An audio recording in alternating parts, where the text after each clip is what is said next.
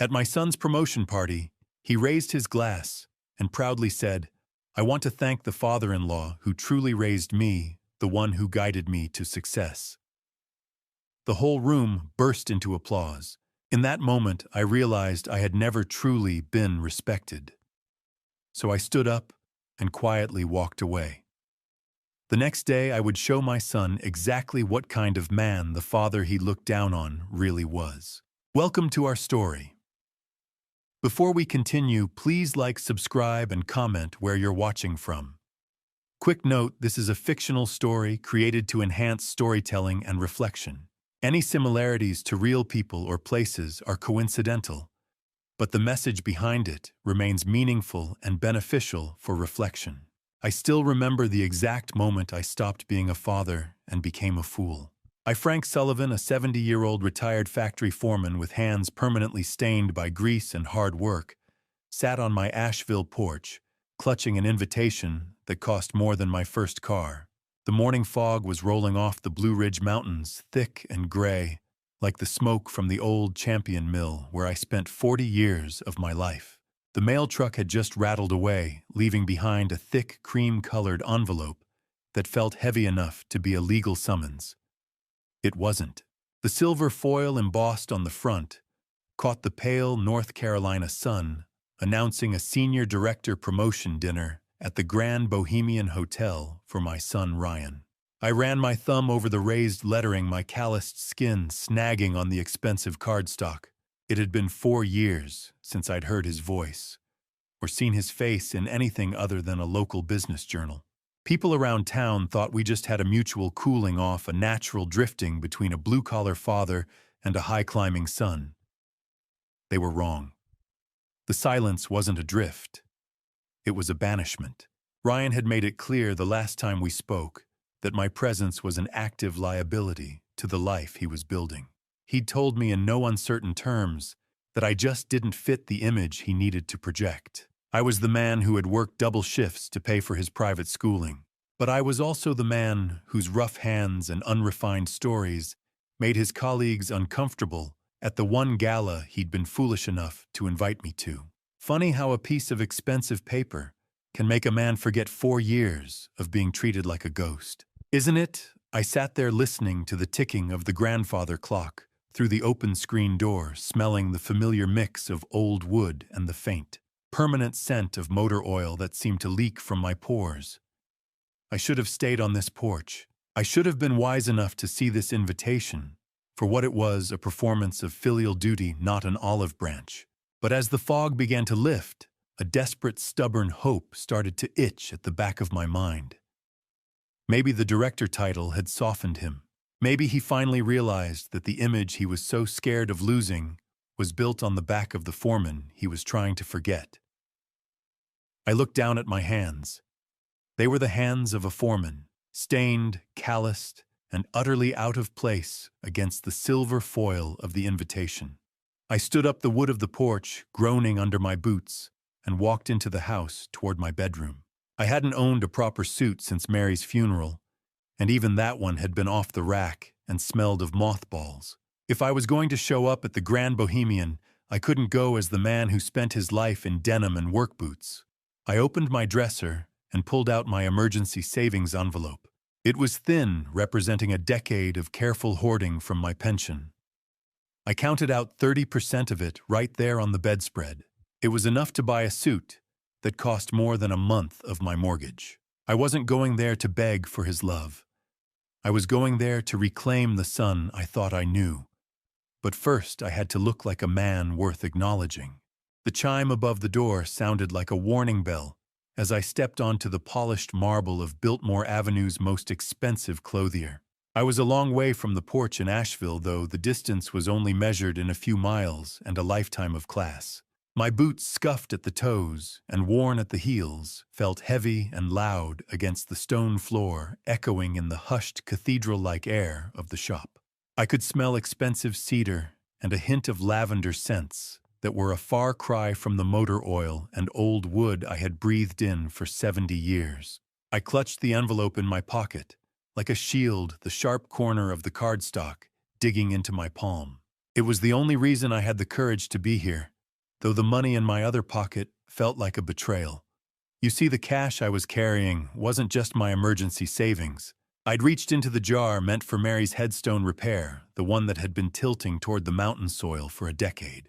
I'd told myself she would understand that her son's dignity was worth more than a straight piece of granite, but my conscience felt like a lead weight in my chest. A young clerk, with a perfectly knotted tie and skin that had never seen a day of factory sun, looked through me with practiced indifference. He didn't see the man who had kept the machines running at the Champion Mill.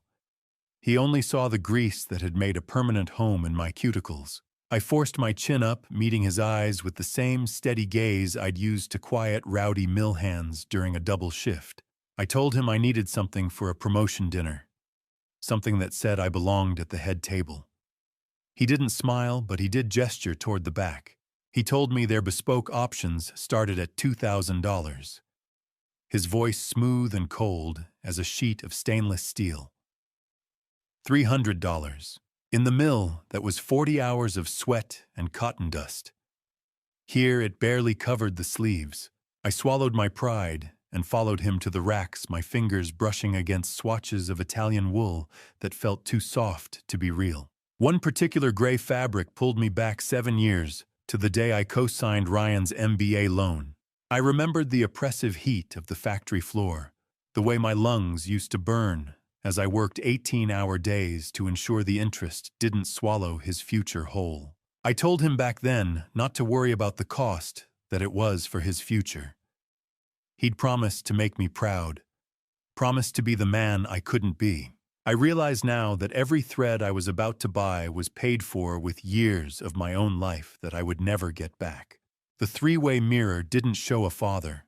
It showed a man trying to buy back a seat at a table he'd already built with his own blood. When the tailor finally draped the heavy wool jacket over my shoulders and pinned the cuffs, the transformation was jarring. I didn't feel empowered. Instead, I saw a stranger staring back at me.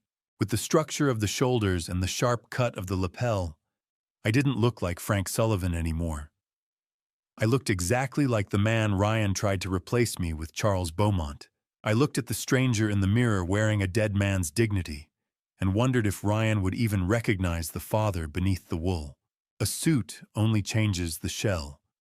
It is the gift you carry that signals your place at the table, or so I told myself as I counted the remaining $20 bills in my wallet. I stepped out of the tailor's shop, the weight of the wool stranger still heavy on my mind, and walked toward the jewelry store 2 blocks down. My boots felt like lead on the sidewalk, but I kept my shoulders square. The pen set I was looking for wasn't just a gift. It was a physical peace offering I bought using the very last of my liquid cash, leaving me with zero cushion for the coming month.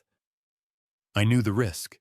I knew that if the water heater gave out, or the truck needed a new alternator, I'd be staring at an empty cupboard. But a senior director needs a tool that matches his title, and I wanted Ryan to see that I understood the height he'd reached. The jewelry store smelled of velvet and dead money, a scent that did not know the honest tang of sawdust or sweat. It was the kind of silence that makes you whisper, even when there's no one else around. I stood before the glass case, staring at a heavy gold-engraved pen set nestled in a bed of midnight blue silk. I asked the jeweler if he could engrave it by Thursday. Initially, I wanted to write something that mattered, something like, "To Ryan from the hands that built the foundation." I wanted him to remember the calluses and the double shifts every time he signed a corporate merger. But as the jeweler waited, his silver pen poised over an order pad, my courage faltered. I didn't want to start the night with a reminder of the grease he worked so hard to wash away. I told him to make it simple, just to Ryan with pride. By the evening of the dinner, the air in my small house felt as tight as a drum. I stood in the bathroom shaving with a straight razor I'd kept since my own father passed. The steam on the bathroom mirror obscured my face, leaving only the outline of a man who looked older than he felt.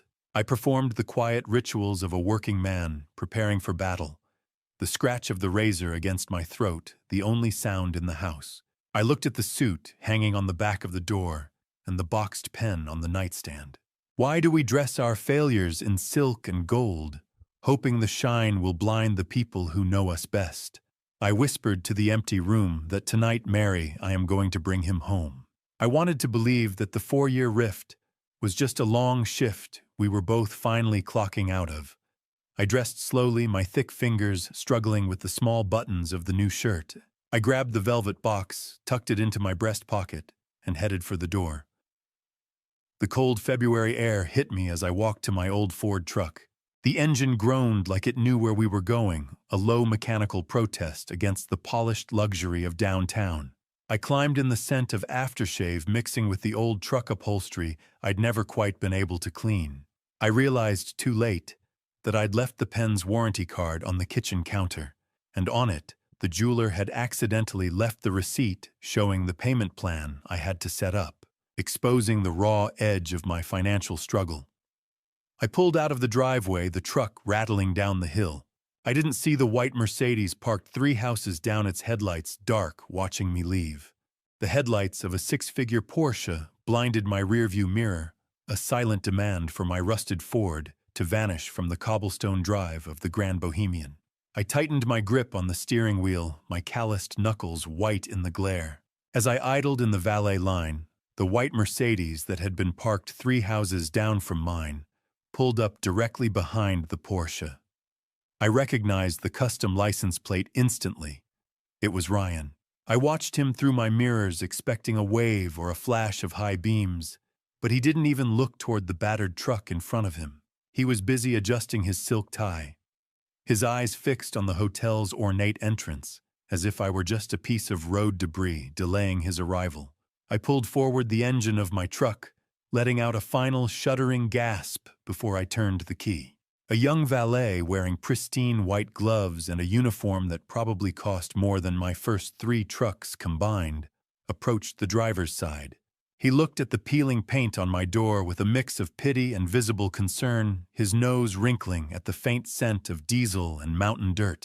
He asked if I was sure I wanted to park this out front, his voice dripping with the kind of forced politeness that's worse than an insult. I handed him my cold metal keys and told him it had 4 wheels and a current tag, so it would sit just fine. The valet didn't just take my keys.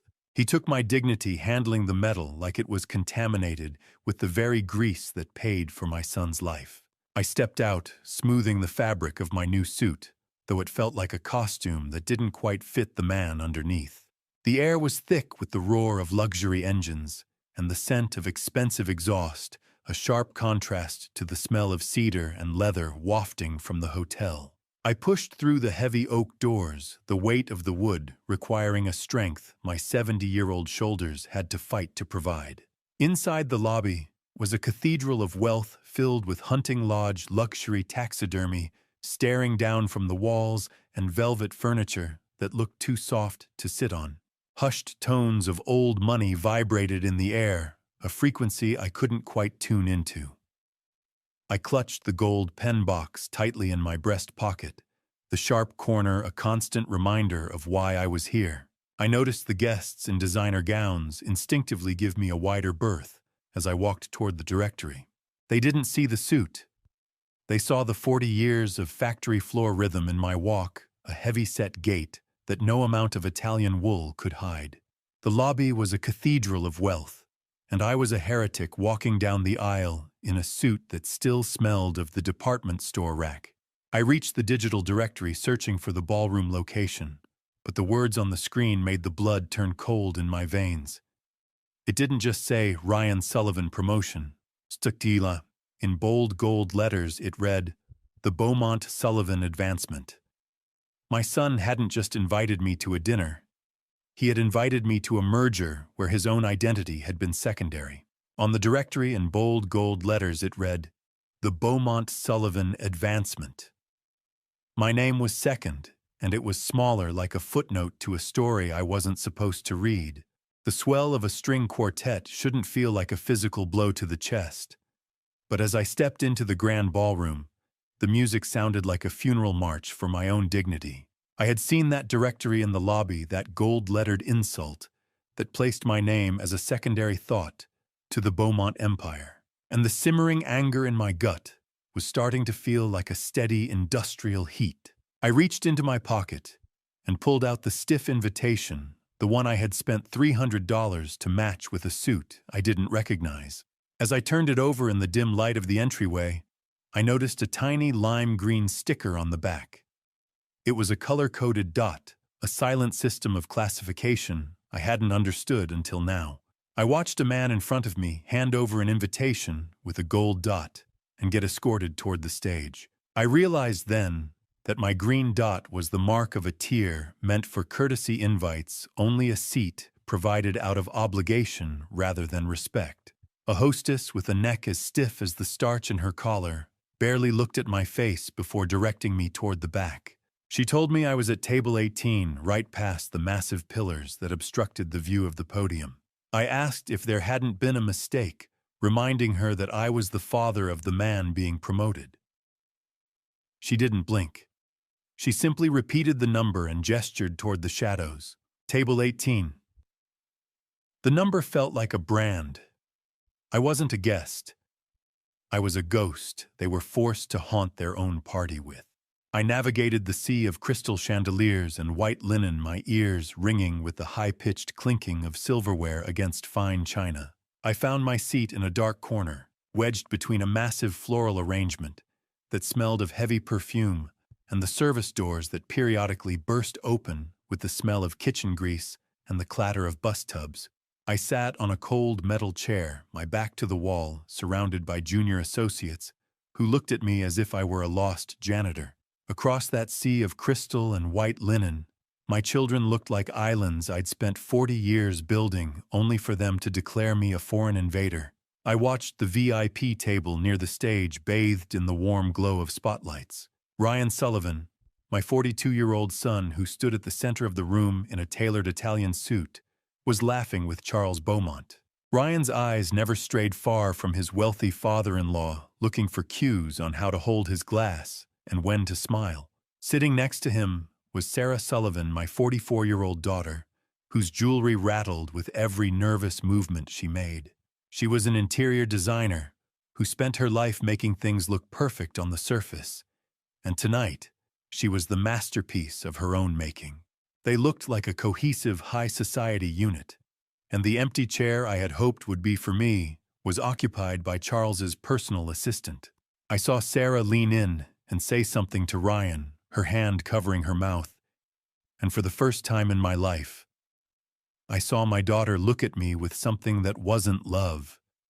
It was pity. She caught my eye for the briefest of seconds across the distance, and then quickly looked away, whispering again to her brother. Ryan didn't even turn his head.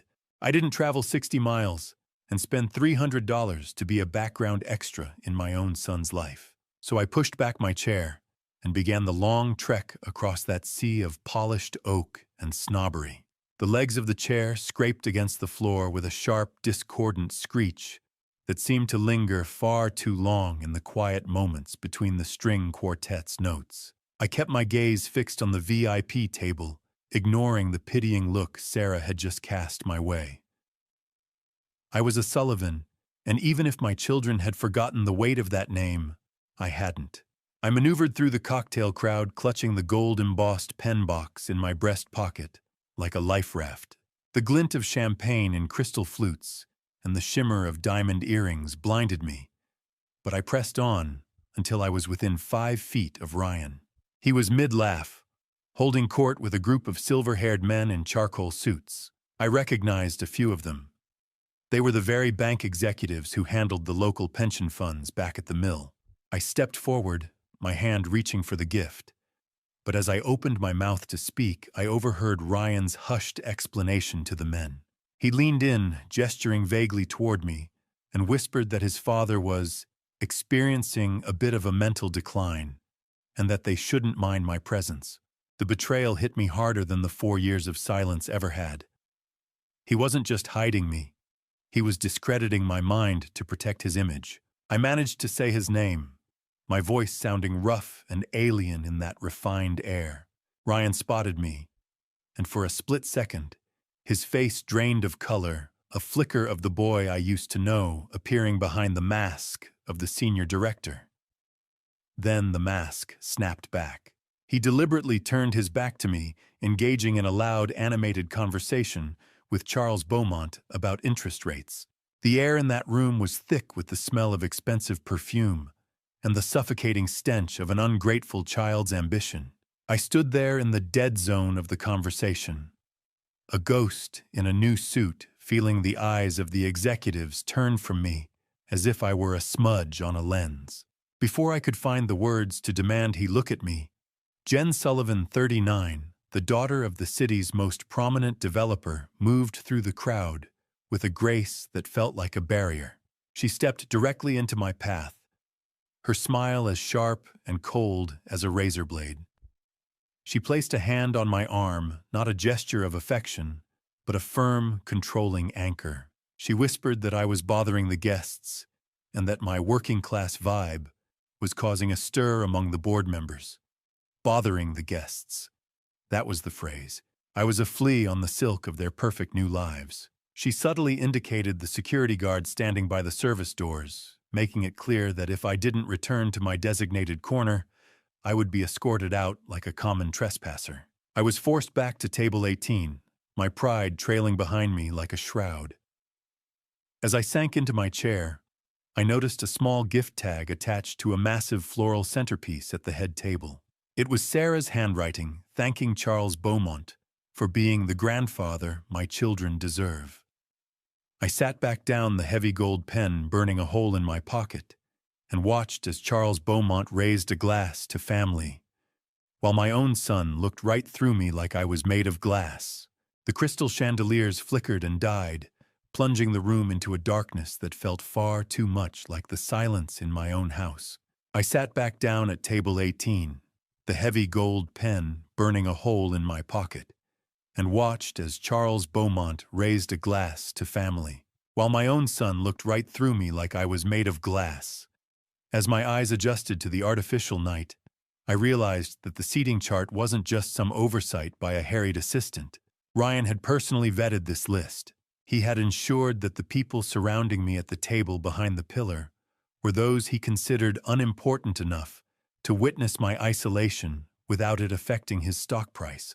A single surgical spotlight cut through the dark, finding Ryan at the head table. He stood with a confidence that I realize I didn't pay for it. Was grown in someone else's garden, watered by the approval of men who never knew the grit of the factory floor. As he began his walk toward the podium, the room fell into a hush so profound I could hear the nervous, rhythmic thrumming of my own pulse against my tight collar. The air was stale, smelling of expensive floor wax and the lingering scent of floral arrangements that were starting to wilt under the tension. Ryan adjusted the microphone, and the resulting screech through the speakers felt like a warning aimed directly at my heart. He adjusted his tailored suit, a garment that screamed success in a language I couldn't speak, despite being the one who provided the dictionary. 80 guests, 80 witnesses to a lie that was about to become my son's new truth. I could feel the weight of the gold pen set in my breast pocket, a heavy anchor pulling at my dignity. The room was expectant, the kind of silence you find in a court right before the verdict is read. Ryan cleared his throat, the sound amplified and godlike. He began by thanking the Beaumont family for their unwavering belief in him, his voice smooth and practiced. I waited for my name. I felt my heart hammer striking against my ribs, a primitive drumbeat of desperate hope. I thought that maybe after 4 years of being treated like a ghost, he would acknowledge the 40 years of grease and sweat that put that expensive silk on his back. How do you breathe when you're watching your own history being rewritten by the person who owes you the most? Ryan smiled, but it was a cold, professional expression I didn't recognize. He leaned into the mic and said he wanted to start the night by talking about the man who made all of this possible, a man who showed him what it truly means to be a leader. For a split second, I actually started to lean forward, my hand instinctively reaching for the lapel of my suit. Then Ryan turned his head. He made direct, warm eye contact with Charles Beaumont, his gaze lingering on the older man with a devotion he had never shown me. When he said the word father, he didn't look toward table 18. He looked at the man who had bought his loyalty with a corner office and a dowried daughter. Ryan leaned into the mic, a smile spreading across his face that I didn't recognize, and said, "Charles, tonight isn't just about my promotion. It's about the father you've been to me when I had no one else." I watched my son's mouth move, but the voice coming through the speakers didn't belong to the boy I'd taught to throw a baseball. It belonged to a stranger who had decided I was a mistake in his biography. The soft gasp from the audience after his last comment about Charles Beaumont being his true father felt like a collective intake of breath, a signal that everyone in the room knew they were witnessing an execution. Ryan didn't stop there. He leaned into the microphone, his eyes shining with a feverish corporate zeal. He began to pivot the speech toward his childhood, but he didn't speak of the Sunday mornings we spent fishing or the way I used to carry him on my shoulders. Instead, he framed my 35 years as a factory foreman as a tragic lack of ambition. He mocked the union mentality that he claimed had stifled the air in our home, describing a narrow vision of a man who only cared about the next paycheck and a steady supply of widgets. I felt the eyes of the junior associates at table 18 darting toward me, their initial curiosity curdling into a sticky, suffocating pity. Ryan's voice boomed through the ballroom, claiming he grew up in a house where success was measured by how little grease was under your fingernails at dinner. He laughed, and the room followed suit, a polite ripple of amusement that felt like salt in an open wound. Widgets. He called 35 years of my life widgets. It was as if the blood, sweat, and the literal bone I'd left on that factory floor were nothing more than a punchline for a room full of people who had never known the weight of a wrench. From my shadowed corner, I noticed a pale blue glow reflecting off the podium's glass. My eyes sharpened, focusing on the rhythmic scrolling of text. He wasn't speaking from the heart. He was reading from a teleprompter. This entire character assassination had been scripted, edited, and rehearsed weeks in advance. It wasn't a moment of spontaneous passion. It was a calculated liquidation of my existence. Then came the final crushing lie. Ryan leaned forward, his voice dropping to a theatrical, reverent tone as he spoke about his MBA. He told the crowd that Charles Beaumont was the one who saw potential in him and funded his education when others doubted his path. I clutched my water glass, my knuckles white and straining against the cold surface. I remembered the night I sat at the kitchen table, signing over $45,000, the entirety of my wife Mary's life insurance, and every cent of my 401k just to ensure he didn't graduate with a mountain of debt. Ryan called Charles Dad, while gesturing for the older man to stand, and the metallic tang of adrenaline and bile rose in the back of my throat. Have you ever heard your own bloodline disowned in a room full of strangers? It sounds like glass shattering in a vacuum. As the room erupted in thunderous applause, and Charles Beaumont stood to embrace the man I had raised, I felt a sudden, terrifying drop in my blood pressure. It wasn't a heart attack. It was something far more permanent. It was the total icy death of my paternal love. The water glass in my hand began to tremble, the surface of the liquid vibrating with the force of a heart that was finally mercifully turning into a stone. I didn't wait for the dessert or the forced handshakes.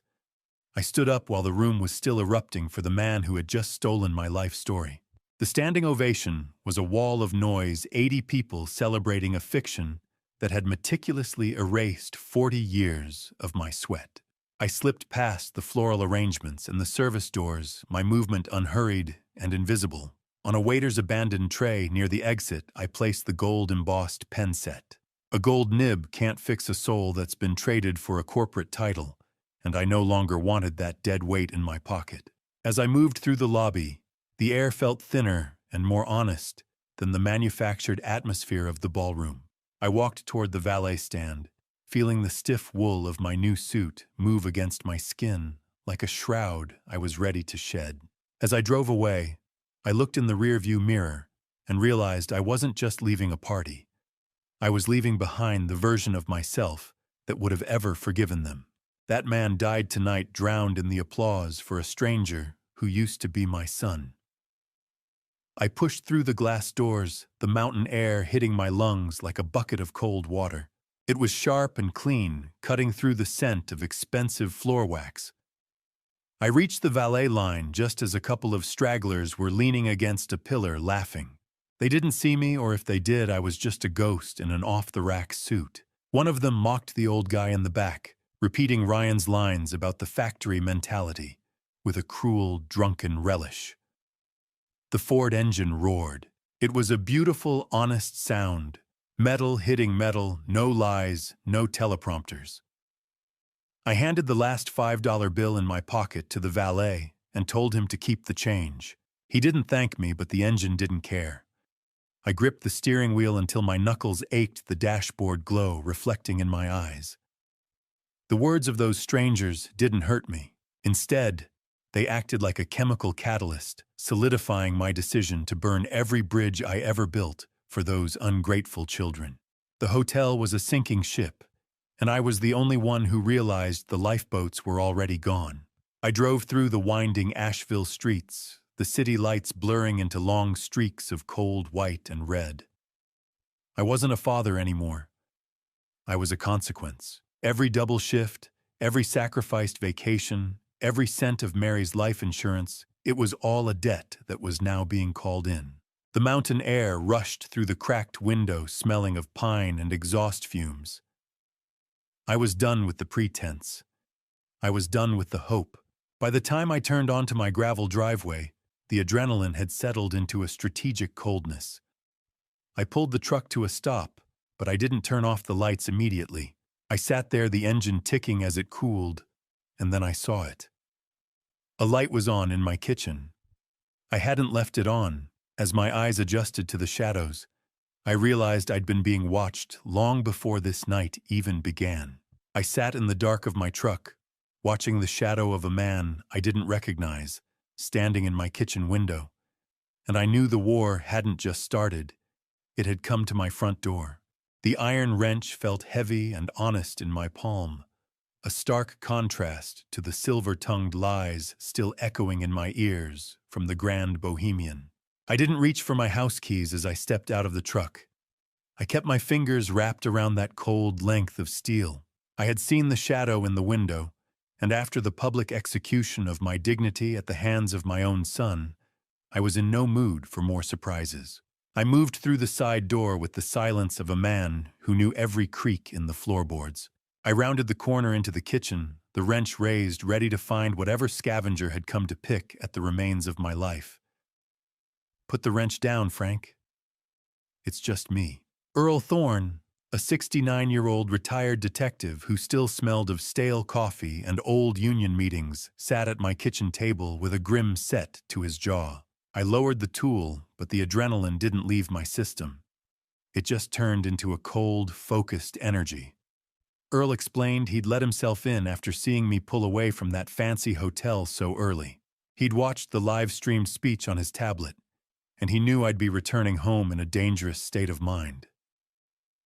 But Earl hadn't just come to check on my health. He leaned forward, his voice low, and told me that while I was being shamed in silk, Ryan had been busy. He'd found evidence that my son was already trying to poke around in my medical records, looking for a way to prove I wasn't fit to handle my own affairs. I sat down opposite him, the weight of the betrayal making the wooden chair feel like stone. "You saw it, didn't you?" I asked him. Earl nodded once. "I saw enough to know you need a lawyer and a locksmith in that order," he said. 35 years of foreman wages. Every cent I saved for them was a brick in the wall they just used to crush me. I realized then that I wasn't just dealing with ungrateful children. I was dealing with predators who were already measuring the depth of my grave. After Earl left with a promise to start digging into Ryan's recent activities, the house fell into a silence so thick it was hard to breathe. I moved through the rooms like a surgeon, my emotions cauterized by a new clinical purpose. I took down every framed photo of Ryan and Sarah. I didn't linger on their faces or remember the days the pictures were taken. I simply removed them, leaving behind nothing but empty pale hooks on the walls. The house felt lighter with their faces off the walls, as if I were finally purging a fever that had lasted 4 decades. I pulled cardboard boxes from the attic, the edges sharp and dry against my skin. I began to pack the trophies, the high school diplomas I'd paid a fortune to frame, and the art projects I'd cherished like holy relics. I worked until the first gray light of dawn began to bleed through the blinds, labeling each box with a precise, blocky script. My phone lit up on the counter, the vibration a persistent hum against the laminate. A text from Ryan. "Where did you go?" Charles was offended. I didn't reply. I realized he didn't care if I'd made it home or if my heart was still beating. He only cared about the optics of the head table. The phone buzzed again. Ryan calling this time, but I didn't look at the screen as I taped the first box shut with a sound like a gunshot in the morning quiet. I didn't bother with a greeting when I sat across from the man who had handled my wife's estate. I just laid my 1995 will on the mahogany desk and told him to find a way to burn it legally. The morning had been a blur of packing tape and hollow rooms, and by the time I reached downtown Asheville, the surgical detachment I'd felt at dawn had hardened into something permanent. Merritt Prescott, a man in his late 60s who had spent 4 decades smoothing over the legal messes of Asheville's middle class, looked at me over his gold-rimmed spectacles with a mixture of pity and professional caution. He reached for the document, but I kept my hand on it for a second longer than necessary. I told him about the Grand Bohemian, about the teleprompter lies, and the way Ryan had credited a stranger for the education I'd bled to fund. Merritt sighed, the scent of his wintergreen mints drifting across the desk. He didn't seem surprised, which was the first sting of the hour. He leaned back in his leather chair and told me that Ryan had actually called the office 2 months ago. My son had been pretending to check in on the status of the will, asking subtle questions about whether the assets were protected from outside interference. It was a cold realization. The betrayal at the gala wasn't a sudden lapse in judgment, but the final act of a long-planned siege.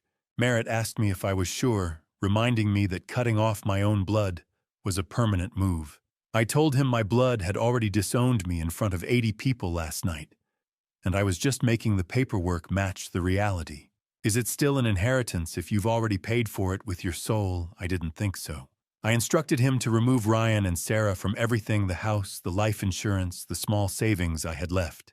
In their place, I named a local animal shelter and a trade scholarship fund for young men who actually wanted to work with their hands. Merritt explained the concept of an irrevocable trust. He told me that once these papers were filed and the assets moved, even a judge would have a hard time breaking the barrier.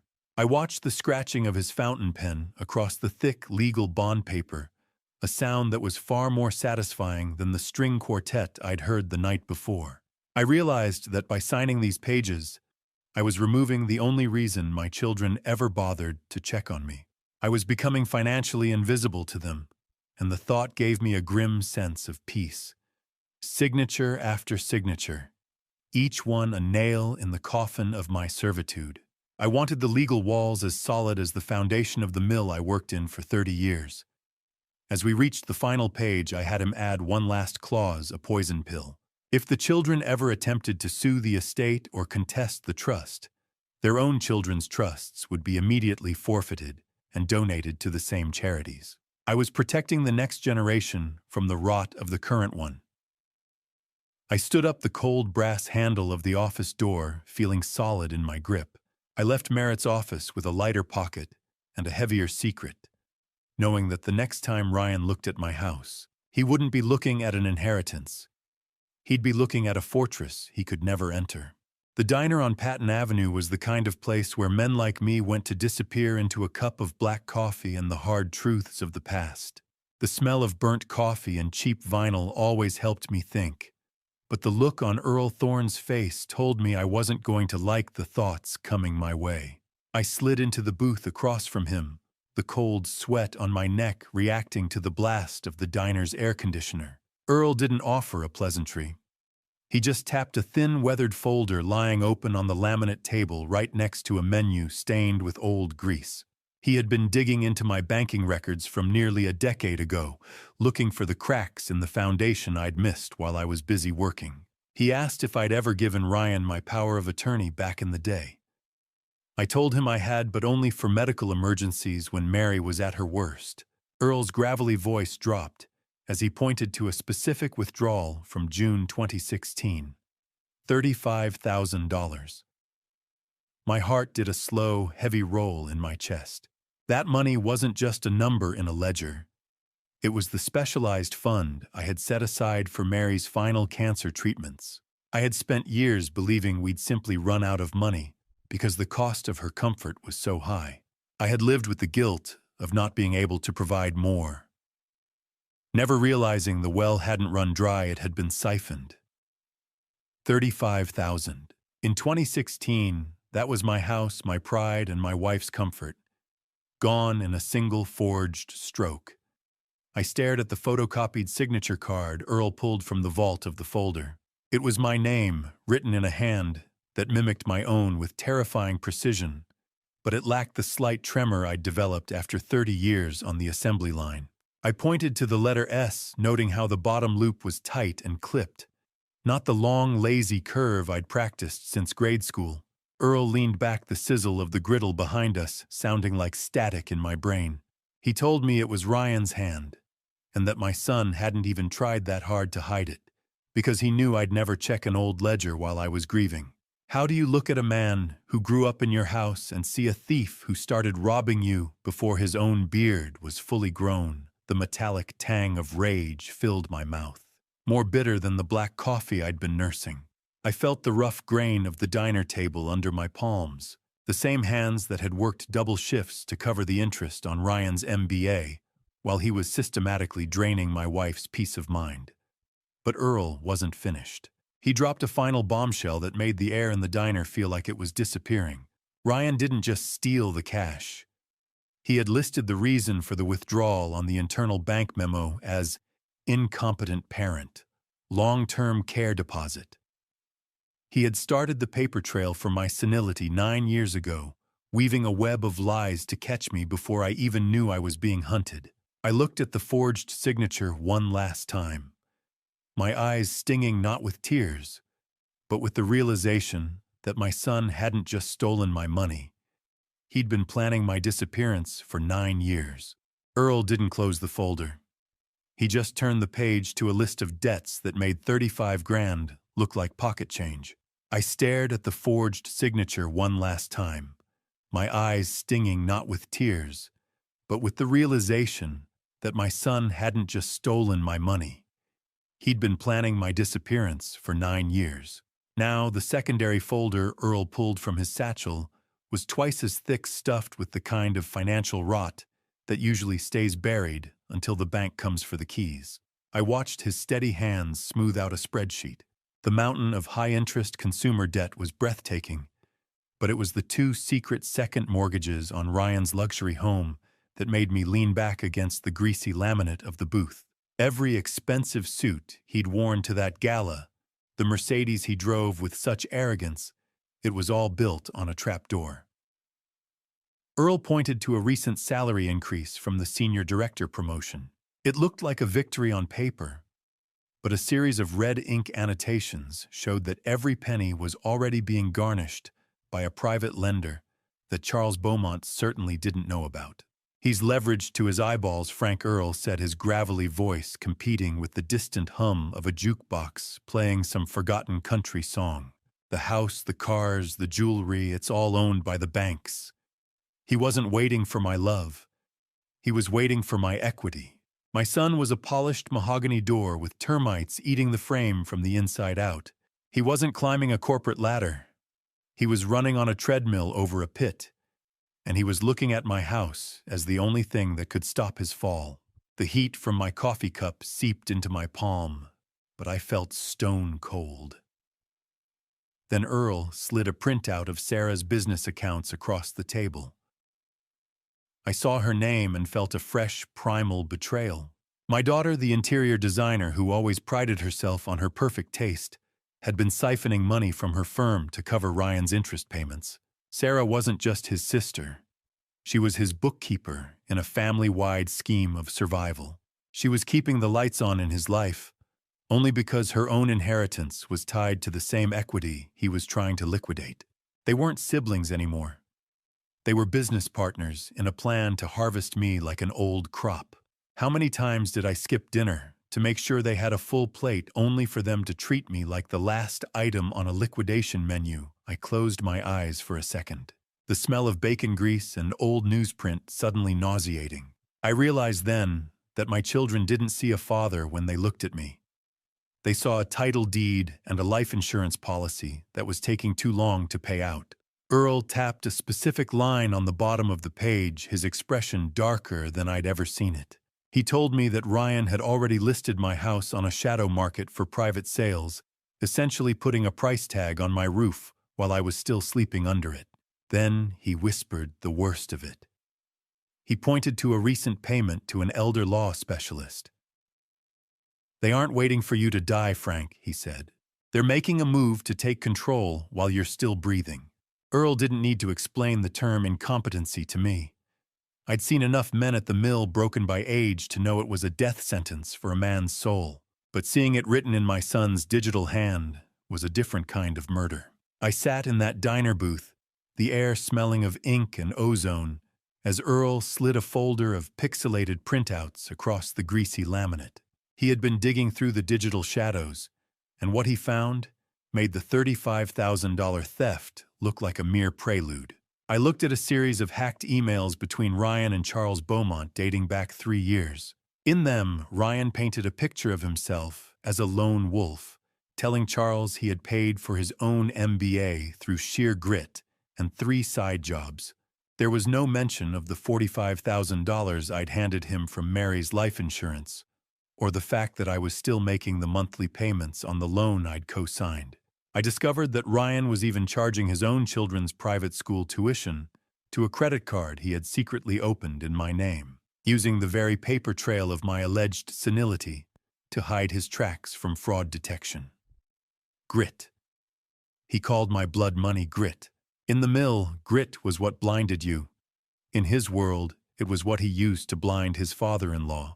I watched Earl's nicotine-stained fingers tap a page where Charles Beaumont praised Ryan's self-made spirit, at the same time mocking the handout culture of the working class. It was a bitter pill to swallow, knowing I was the one keeping the roof over their heads, while they sat in ivory towers laughing at men like me. The rhythmic thumping of the diner's ceiling fan sounded like a countdown.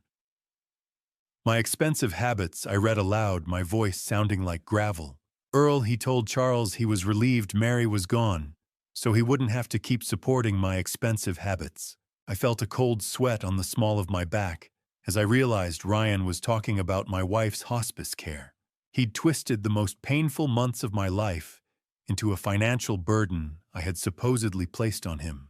It was a lie designed to justify his eventually seizing my home to Charles. Reading these emails was like watching someone dismantle my house brick by brick, then tell the neighbors they'd built the whole thing with their bare hands. Every word Ryan wrote was a nail in the coffin of the man I thought I raised.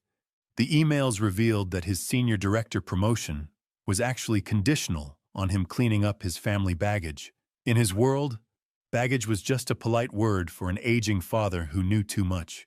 The promotion required me to be institutionalized a tidy way to remove the evidence of his true origins before he took his next big paycheck. I looked at the last page, a draft never sent, addressed to the elder law attorney Sarah had contacted. It contained a date for my wellness check, and as I read the numbers, the cold iron in my blood finally solidified.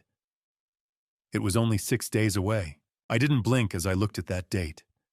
6 days was a lifetime for a man who knew how to operate heavy machinery. I didn't blink as I looked at that date. 6 days was a lifetime for a man who knew how to operate heavy machinery, but it was just long enough for my daughter to polish the bars of my cage. My thumb traced the edge of the paper, the fiber rough against my skin. The fear I should have felt was gone, replaced by the cold, rhythmic precision of a foreman assessing a structural failure. I turned the page to find a printed email from a nursing home brokerage addressed to Sarah. It wasn't just a suggestion for a facility.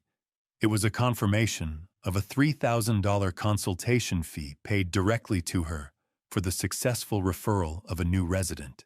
My own daughter had put a finder's fee on my head before I was even through the door.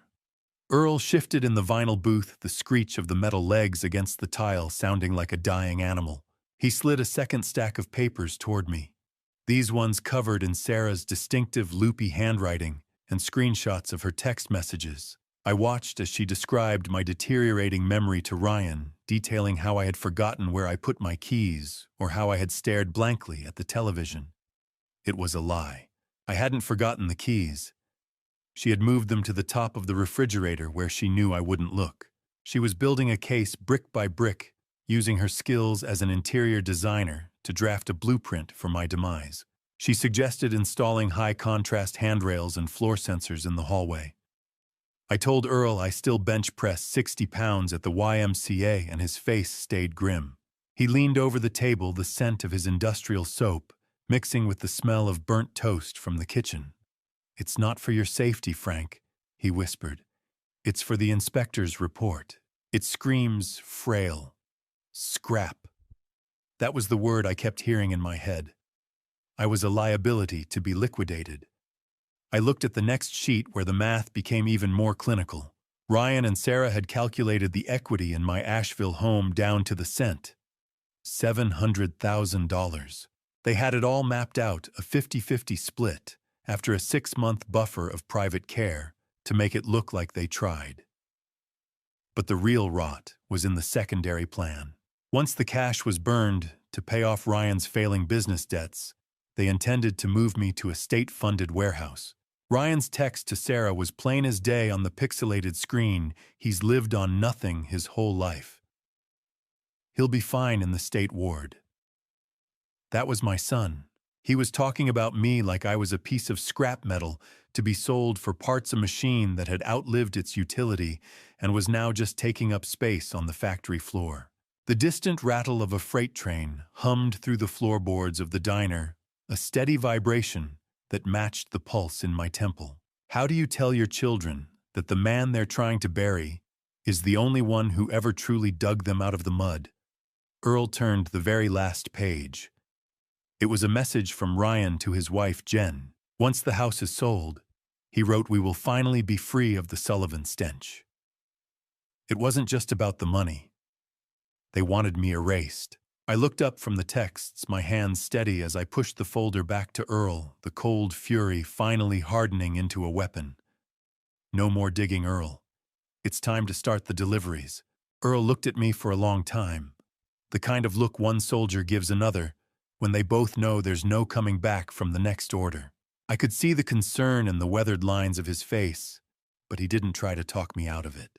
He knew the weight of a heavy heart better than most, and he knew that once a man like me decides on a course of action, the time for sentiment has passed. I reached into my coat and pulled out my wallet, counting out the crisp $100 bills for his invoice.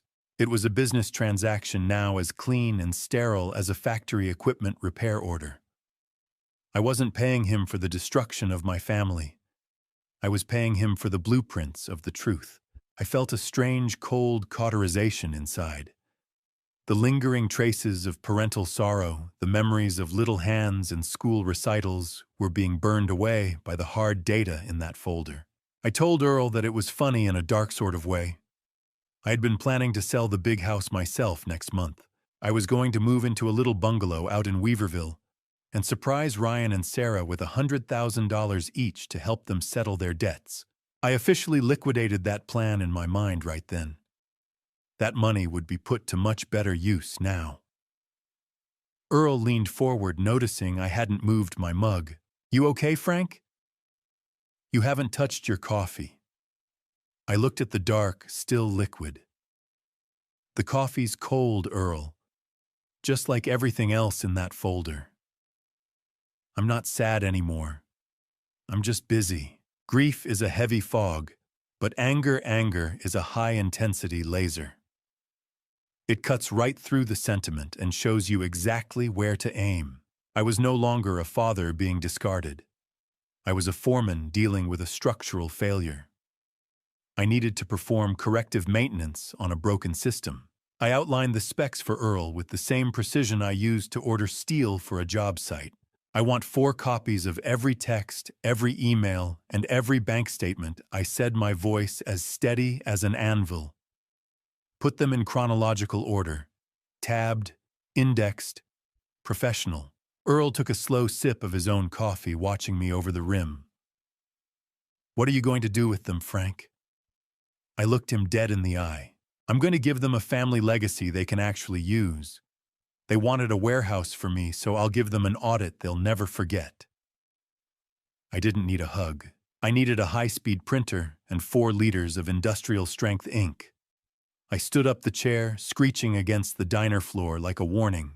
As we walked out into the rain-slicked parking lot, the smell of exhaust fumes and wet asphalt filled my lungs, grounding me in the physical world. I told Earl to find me a professional printer in town, someone who could handle high-volume, sensitive corporate documents without asking why a retired foreman wanted 4 identical, leather-bound audits of a betrayal. I wanted these binders to look official, corporate, irrefutable. I climbed into my truck and turned the key, the low hum of the heater fighting the bite of the February air. I pulled into the parking lot of the office supply store, the fluorescent lights reflecting off my hood, like the first sparks of a fire I was about to set. The automatic doors of the Staples hissed open, inviting me into a world of white paper and black ink, where I would finally rewrite the ending of my life. The air inside was cool and sterile, smelling of fresh toner and plastic packaging. I walked past the colorful displays of school supplies and headed straight for the back, where they kept the heavy-duty equipment. I wasn't here for flimsy folders or cheap spirals. I needed something that felt like a sentence being handed down from a high bench. I meticulously selected 4 professional leather-bound binders. I ran my hand over the grain, feeling the stiffness of the covers. I chose thick, reinforced dividers and a heavy-duty industrial stapler that looked like it could pierce bone. When I asked a clerk if the binders would hold 500 pages without the rings snapping, he gave me a curious look. "They are our executive line, sir," he said with a practiced nod. "They will hold everything." I bought the most expensive, high-capacity ink cartridges they had, treating the purchase with the same gravity I once gave to mill equipment requisitions. In my cart sat 4 silver thumb drives as well.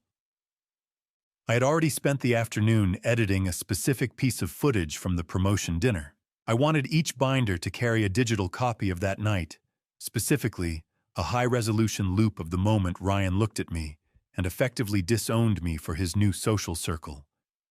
Ink.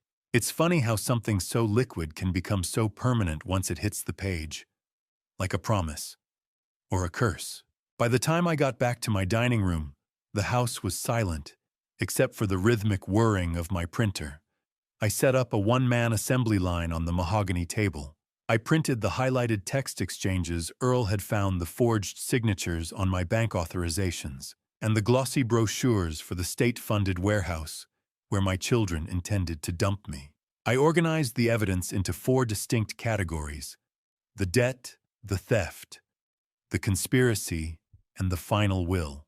As I snapped the heavy rings of the first binder shut, the sound echoed through the empty house like a judge's gavel. I slipped a thumb drive into the pocket of each cover, making sure the labels were clear. The dining table where we once ate Mary's pot roast and laughed about school plays had become a forensic lab where I was autopsying my own family. Each page I tucked away was a piece of the life I thought I had now revealed as a calculated fiction. I felt a methodical coldness settling into my marrow. I wasn't acting out of spite anymore. I was a foreman cleaning up a catastrophic job site. I reached for my tablet to check the morning's schedule, but a small, persistent red icon caught my eye. A location. Shared notification was glowing at the top of the screen. I tapped it, and my stomach did a slow, nauseating roll. It wasn't an accident. Ryan had been monitoring my phone's GPS for the last week. He had a record of every trip I made to the attorney's office and every hour I spent at Earl Thorne's place. I looked at the icon and realized Ryan wasn't just waiting for me to lose my mind. He was watching me build the gallows, likely assuming I was just wandering around in a confused daze. He thought he was the predator, but he was just keeping a close eye on his own destruction. Monday morning arrived with a cold mountain rain, the kind that washes the slate clean, whether you're ready for it or not. I watched the FedEx clerk slide the 4 leather-bound gallows across the counter, the barcode scanner chirping like a funeral bell for my children's secrets. I didn't flinch when she asked if I wanted insurance. No, I said, because if they are lost, the truth will still find its way home. I had spent the last week playing a digital shell game with Ryan. I realized he was tracking my phone, so I used the old foreman's trick of predictable movement to feed him exactly what he wanted to see. I left my phone in a diner booth while I met Earl, and I spent hours parked near a high-end assisted living facility while I was actually at the private investigator's office. Ryan likely thought I was measuring my own cage. He didn't realize I was sharpening the axe. I paid for the priority overnight shipping signature required, ensuring they would hit their targets by mid-morning.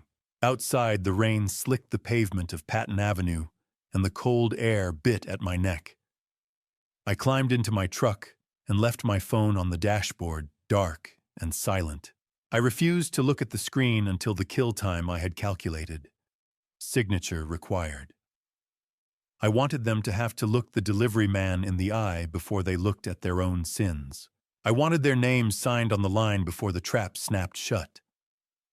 By 11:30, the first wave of gravity hit. In a high-rise office downtown, Ryan sat behind his mahogany desk, preparing for a board meeting that would cement his standing with Charles Beaumont. His assistant placed the heavy package on his desk, and he likely expected a set of title deeds to my home. Instead, he opened the leather cover to find the words, "Evidence of theft and elder abuse," staring back at him in high-definition color. Across town at her design studio, Sarah was deep in a client consultation, the scent of expensive lavender filling the room. Her intern brought in the special delivery, and Sarah, with a charming smile to her client, excused herself to open it. Her jewelry rattled as her hands began to shake. "What is this?" A joke, Ryan whispered to his empty office, his face turning the color of ash. Sarah simply stood frozen, her eyes darting across the printed screenshots of her own texts. The binders didn't just contain paper. They contained the sound of a father's heart, finally stopping its rhythm of forgiveness. It was a forensic autopsy of a relationship that had died long before the ink hit the page. Ryan flipped the pages, his breath coming in shallow hitches. He expected a list of what he had taken from me, but as he reached the section labeled Forensic Accounting, his knees hit the floor. I hadn't just listed his thefts. I had compiled a directory of every person he had ever lied to about his wealth, including a full contact list for the Beaumont estate. My son had spent years building a house of cards, and I had just handed him a match. Sarah's vision blurred as she realized the depth of the betrayal she had committed, her own handwriting, condemning her in every paragraph. Ryan's hand shook so hard, the binder rings rattled, but it was the yellow sticky note on the final page that drained the remaining blood from his face. I'm not the only one who received a copy today. The first buzz of my phone sitting on the truck's dashboard felt like the first drop of rain before a hurricane, cold, rhythmic, and inevitable. I didn't reach for it. I simply watched the device dance against the plastic console as I pulled away from the FedEx office, the mountain air carrying the scent of coming rain. Ryan's name flashed across the screen in a bright, demanding glow. Before I reached the first stoplight, the notification shifted from a missed call to an automated reply. I had set a specific rule for their numbers earlier that morning. Every time they tried to reach me, my phone would fire back a single high-resolution image of the empty chair at the promotion dinner where I should have been sitting. It was a silent testament to the moment they chose to bury me while I was still breathing. I drove toward the Blue Ridge Parkway, the winding roads offering a quiet sanctuary from the digital storm. By the time I reached a scenic overlook, Sarah's name had begun to alternate with Ryan's in a desperate staccato rhythm. I pulled over and stepped out of the truck, feeling the rough wood of the porch-like railing beneath my palms. I watched the phone through the window.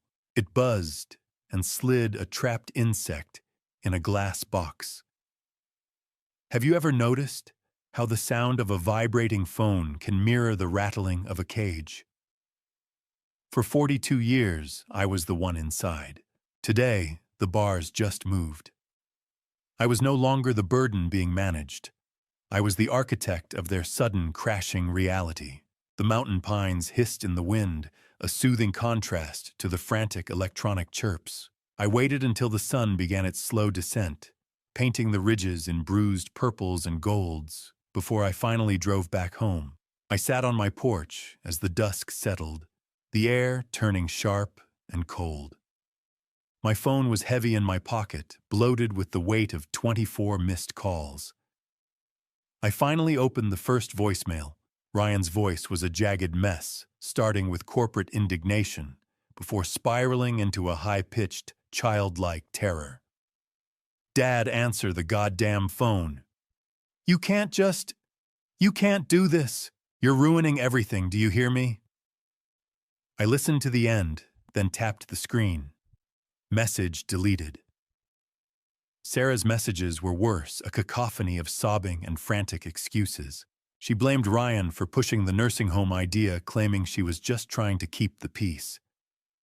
Then came the ultimate play, her voice cracking with a manufactured fragility. "Dad, I was pregnant. I'm still pregnant. Please, we need to talk." I didn't feel a flicker of the old guilt. I knew my daughter. I knew she would weaponize a heartbeat to save her own skin. Deleted. Every lie, every sob, every manipulation. Gone with a tap of my thumb. The mechanical voice on the system sounded like a prayer as it confirmed each erasure. As I went to delete the final message, a notification from my bank popped up. Ryan had just attempted to reverse the $35,000 withdrawal from 9 years ago, filing a fraudulent error claim to claw back the money before I could use it against him. Even while pleading for mercy, he was still reaching for my wallet. I sat in the gathering dusk, the silence of the mountains finally returning, and whispered to the empty porch. Tomorrow's package won't just tell them what I know, it'll show them what I'm going to do about it. Tuesday morning didn't just bring the sun, it brought the second FedEx truck, this one heading straight for the heart of Ryan's corporate kingdom, with a delivery that carried the weight of a prison sentence.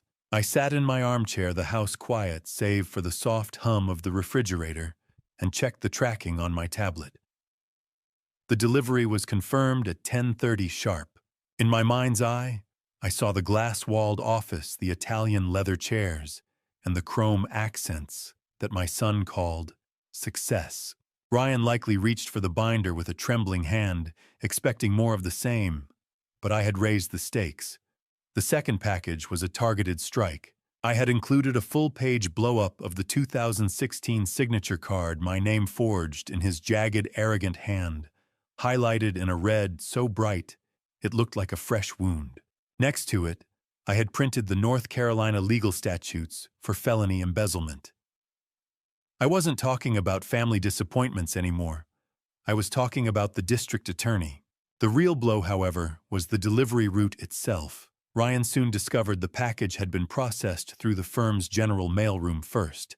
By the time it hit his desk, the seal had been broken by a compliance officer, and the cover page, "Evidence of Theft," had already been witnessed by the very people who held his professional life in their hands. "He's going to report me," Ryan must have whispered to his reflection in the glass.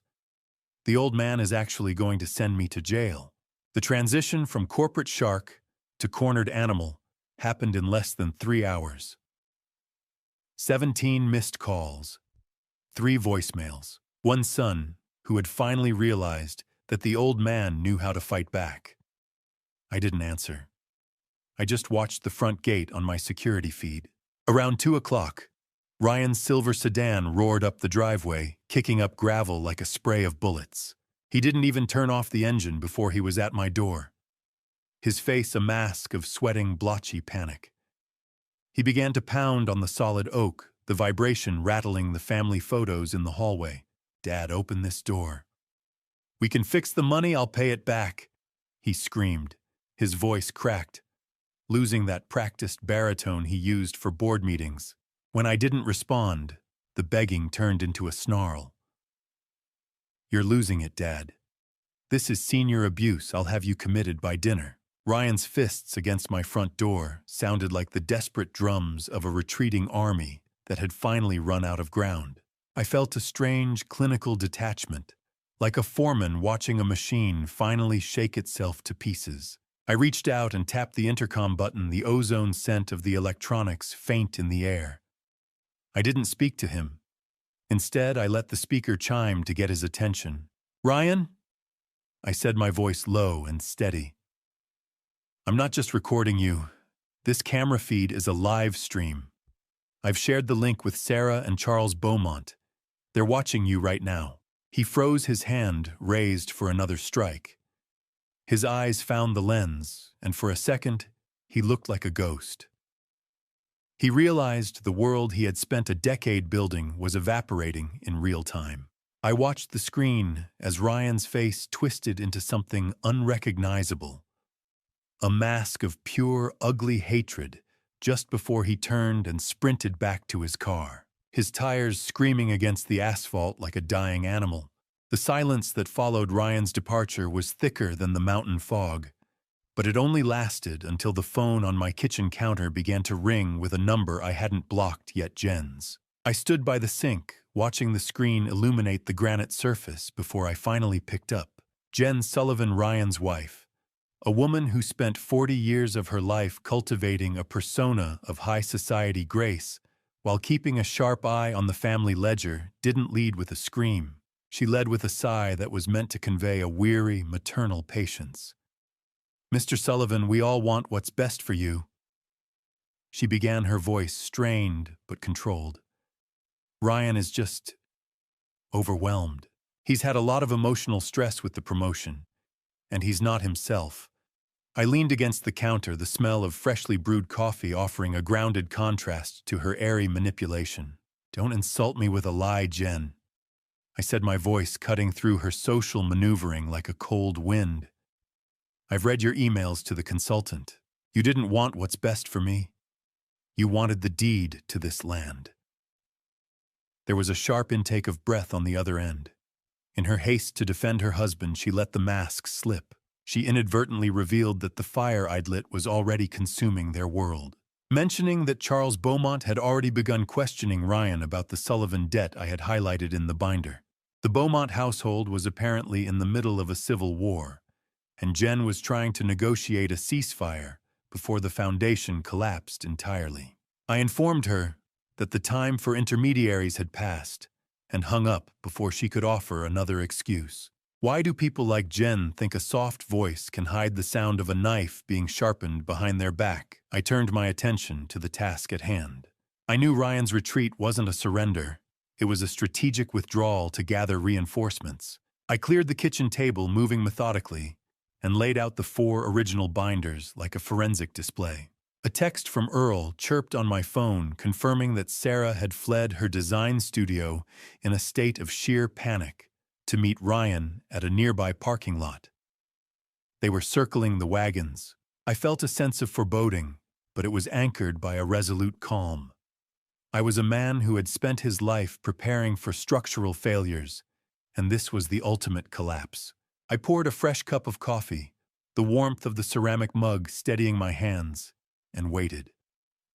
The scent of rain on the wind drifted through the screen door as the mountain weather began to turn. 2 cars, 1 mission. They weren't coming for coffee.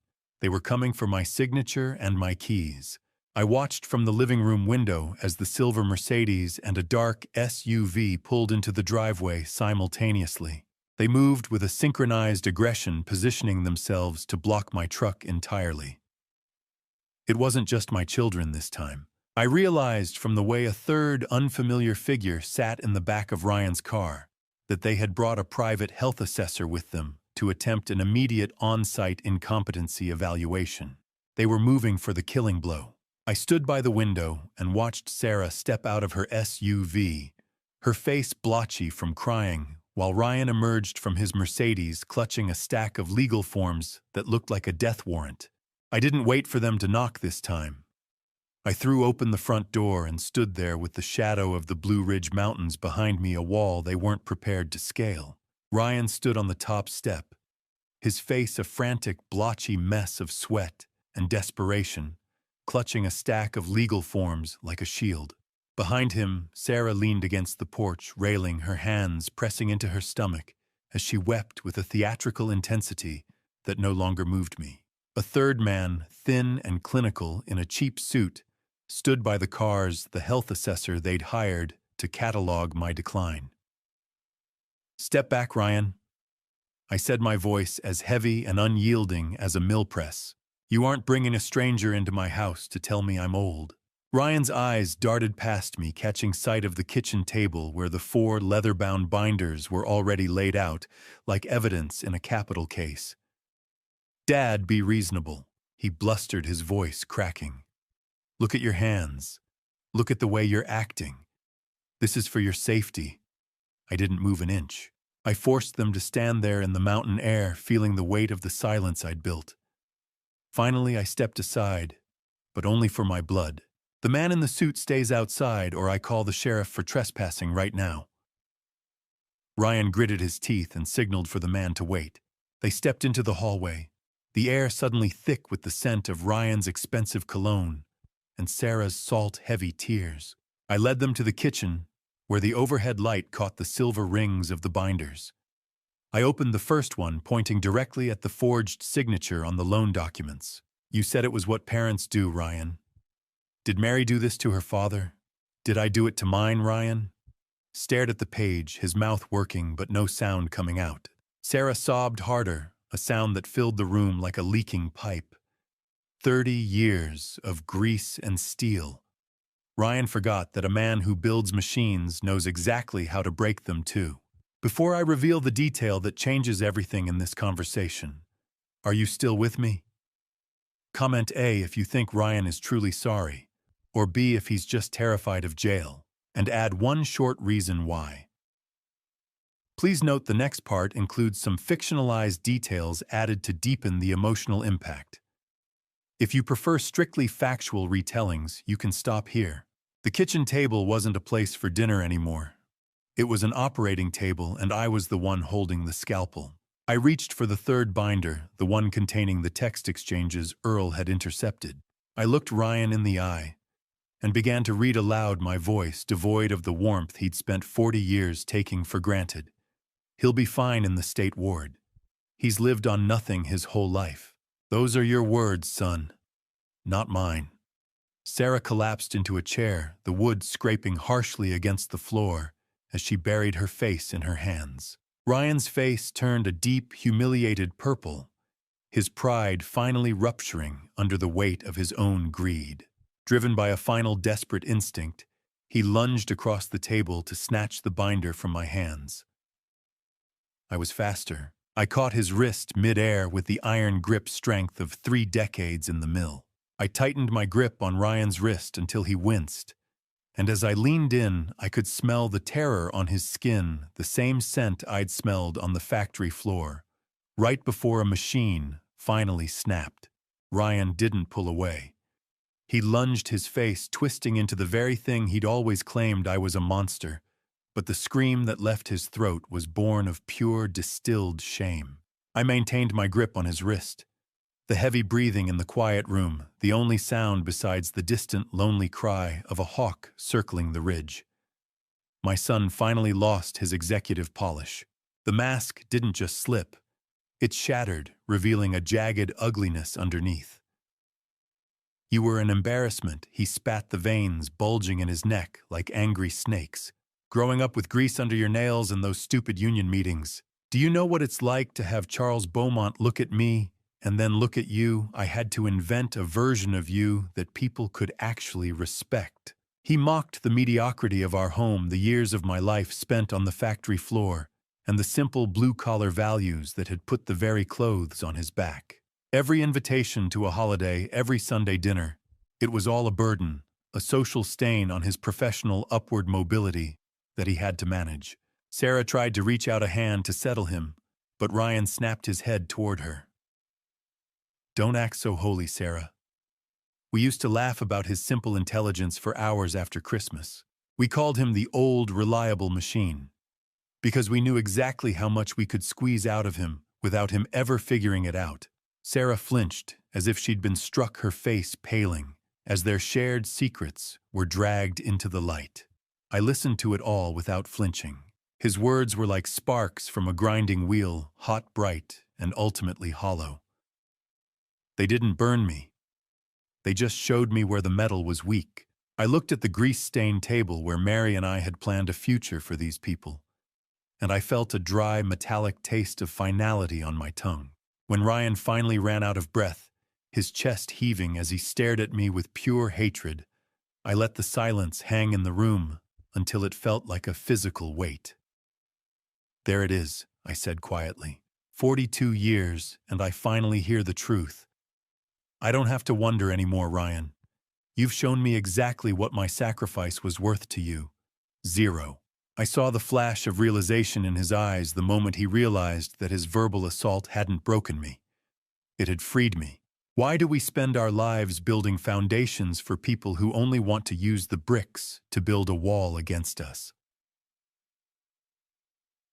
I slowly released his wrist, the tension leaving my hand in a dull ache.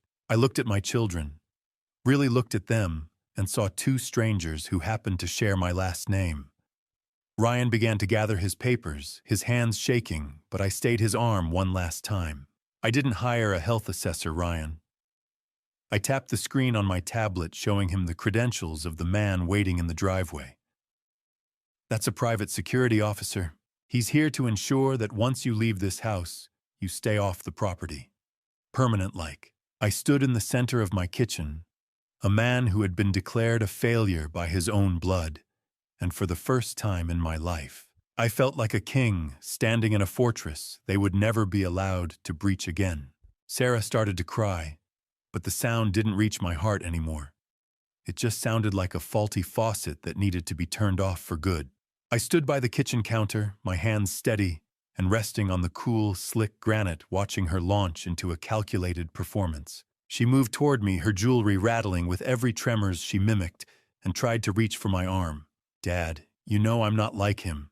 She sobbed, her voice reaching that high-pitched frequency she used as a child to get out of trouble. Ryan bullied me into the nursing home plan. He threatened to cut me off if I didn't help him with the paperwork.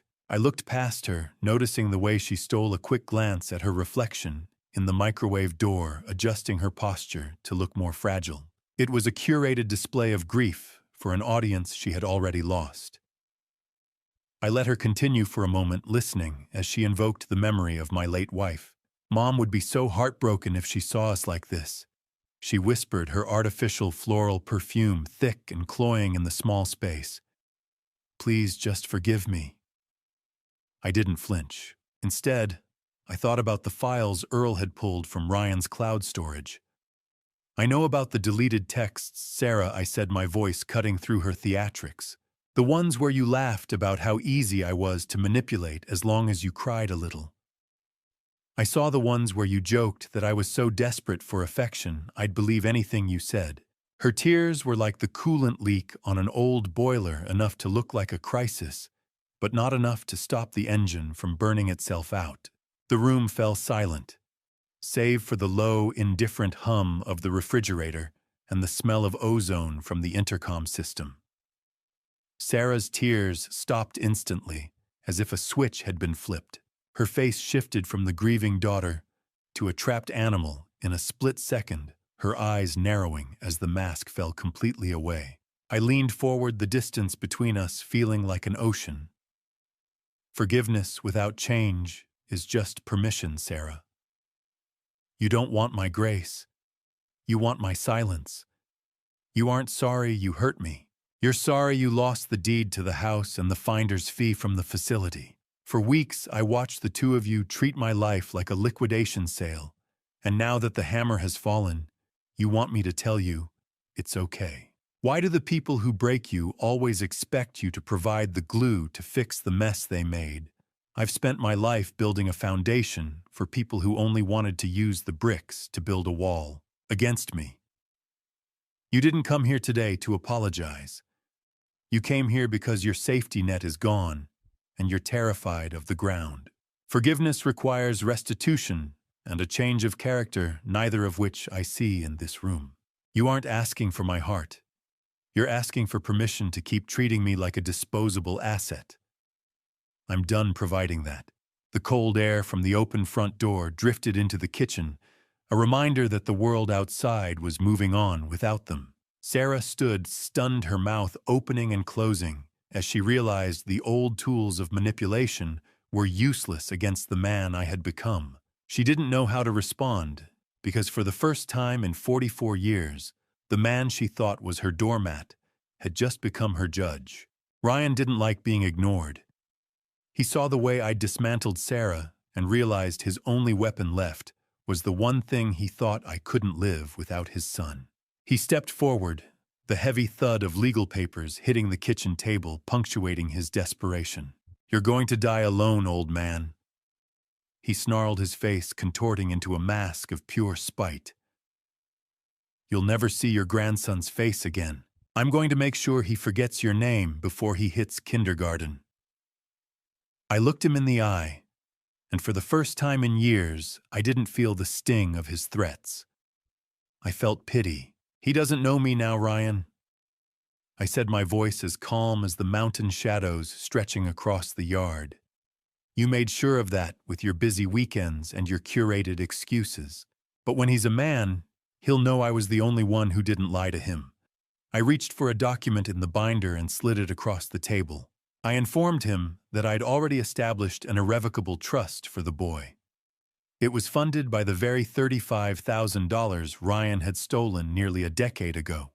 I'd used the legal freeze Merritt Prescott initiated to claw it back before Ryan even noticed the transaction was being audited. The parents were completely cut out of the equation. The boy would access the funds only when he turned 18. Ryan's jaw tightened as he realized the ransom he was trying to collect had already been spent on the hostage's future. Why do people think blood is an all-access pass to a man's dignity? My blood is in the steel of this city, the bridges I helped maintain, and the reputation I built with 40 years of honest sweat. Not just in the veins of children who view me as an ATM. I stood up, my posture straighter than it had been since the day Mary died. "I'm choosing peace over pain," I told them, the words feeling like a reclamation of my own soul. "You two are no longer a part of that peace. My role as your safety net, your bank, and your convenient scapegoat is over. I lived in a kind of servitude to your expectations for far too long, and today I'm taking my dignity back." I walked toward the hallway, the smooth brass of the front door handle cool against my palm. "Out. Both of you. Before the security I hired assists you to the curb." Sarah let out a strangled sob, the lingering scent of her expensive perfume clashing with the damp mountain air blowing in through the screen. Dignity. It's a heavy word when you've been carrying someone else's shame for 40 years. But as I stood my ground, it felt light as a feather. I opened the door wide, inviting the evening chill to sweep out the rot. As they moved past me, I handed Ryan one final crisp white envelope. It was a bill calculated down to the cent for 30 years of uncompensated storage for the childhood boxes and old furniture they'd left cluttering my attic while they built their new lives. It was the final financial sting, a symbolic end to the idea that I owed them anything more. Ryan took the envelope, his fingers trembling with a rage that had nowhere to go, but it was his final look back that told me I hadn't just won a fight, I'd ended a legacy. The walk from the kitchen to the porch felt like the longest 3 yards of my life. But with every step, the floorboards stopped groaning under the weight of people who didn't belong here. I stood as a silent sentinel on the weathered wood, watching Ryan and Sarah descend the steps for what I knew would be the last time. As those taillights disappeared into the deepening mountain shadows, I realized that I wasn't just watching them leave my property.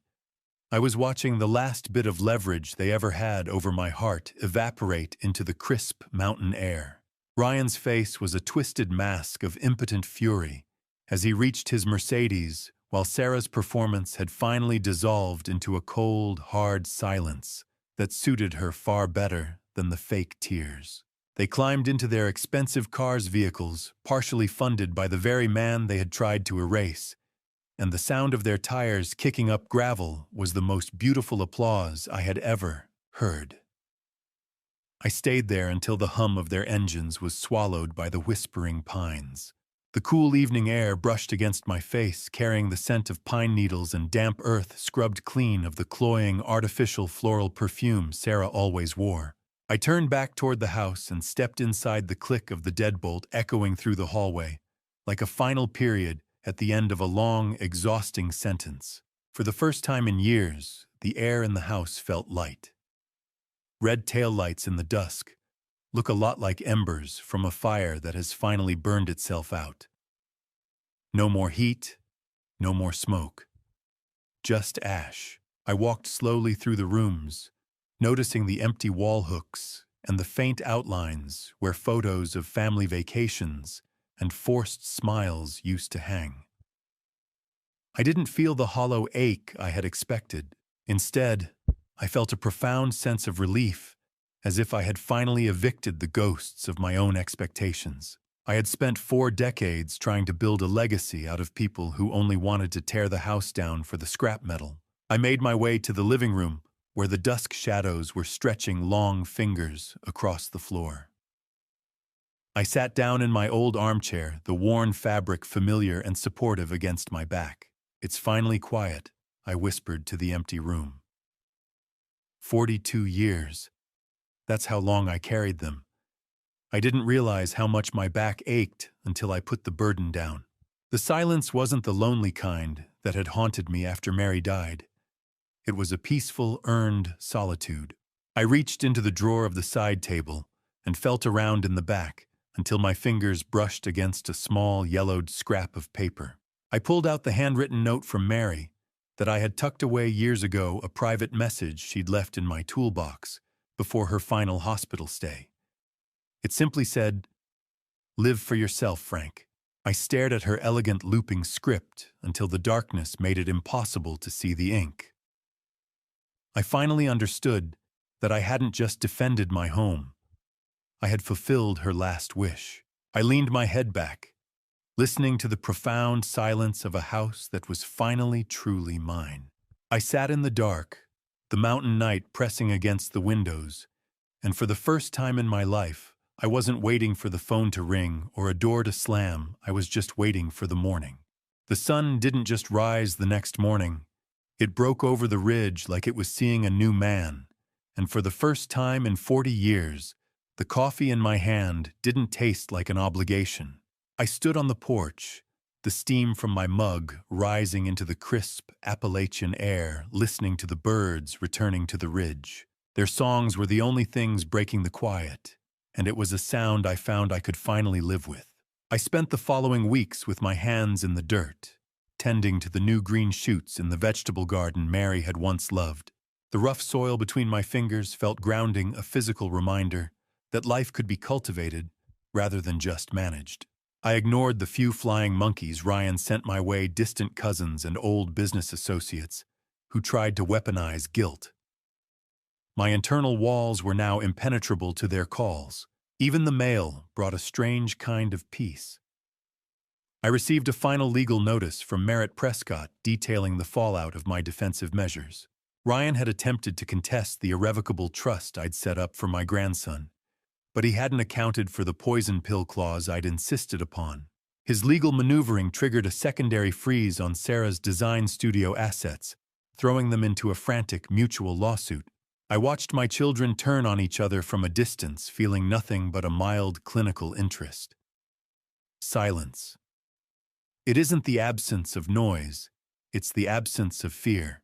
I hadn't heard it in decades, but now it filled every room of my house like a warm light. By the time May rolled around, I felt a pull toward something beyond my own fence line. I drove into town to the Buncombe County Literacy Center, a small building that smelled of pine-scented cleaner and the comforting dust of old library books. I met the director, Elena Vance, a woman in her 30s with kind eyes and a binder full of local struggles. She looked at my rough, calloused hands and didn't see a foreman. She saw a teacher. I told her I used to teach men how to run 10-ton presses and that I figured I could teach them how to navigate a paragraph. "We don't need foremen here, Mr. Sullivan," she said with a soft laugh. "We need patience."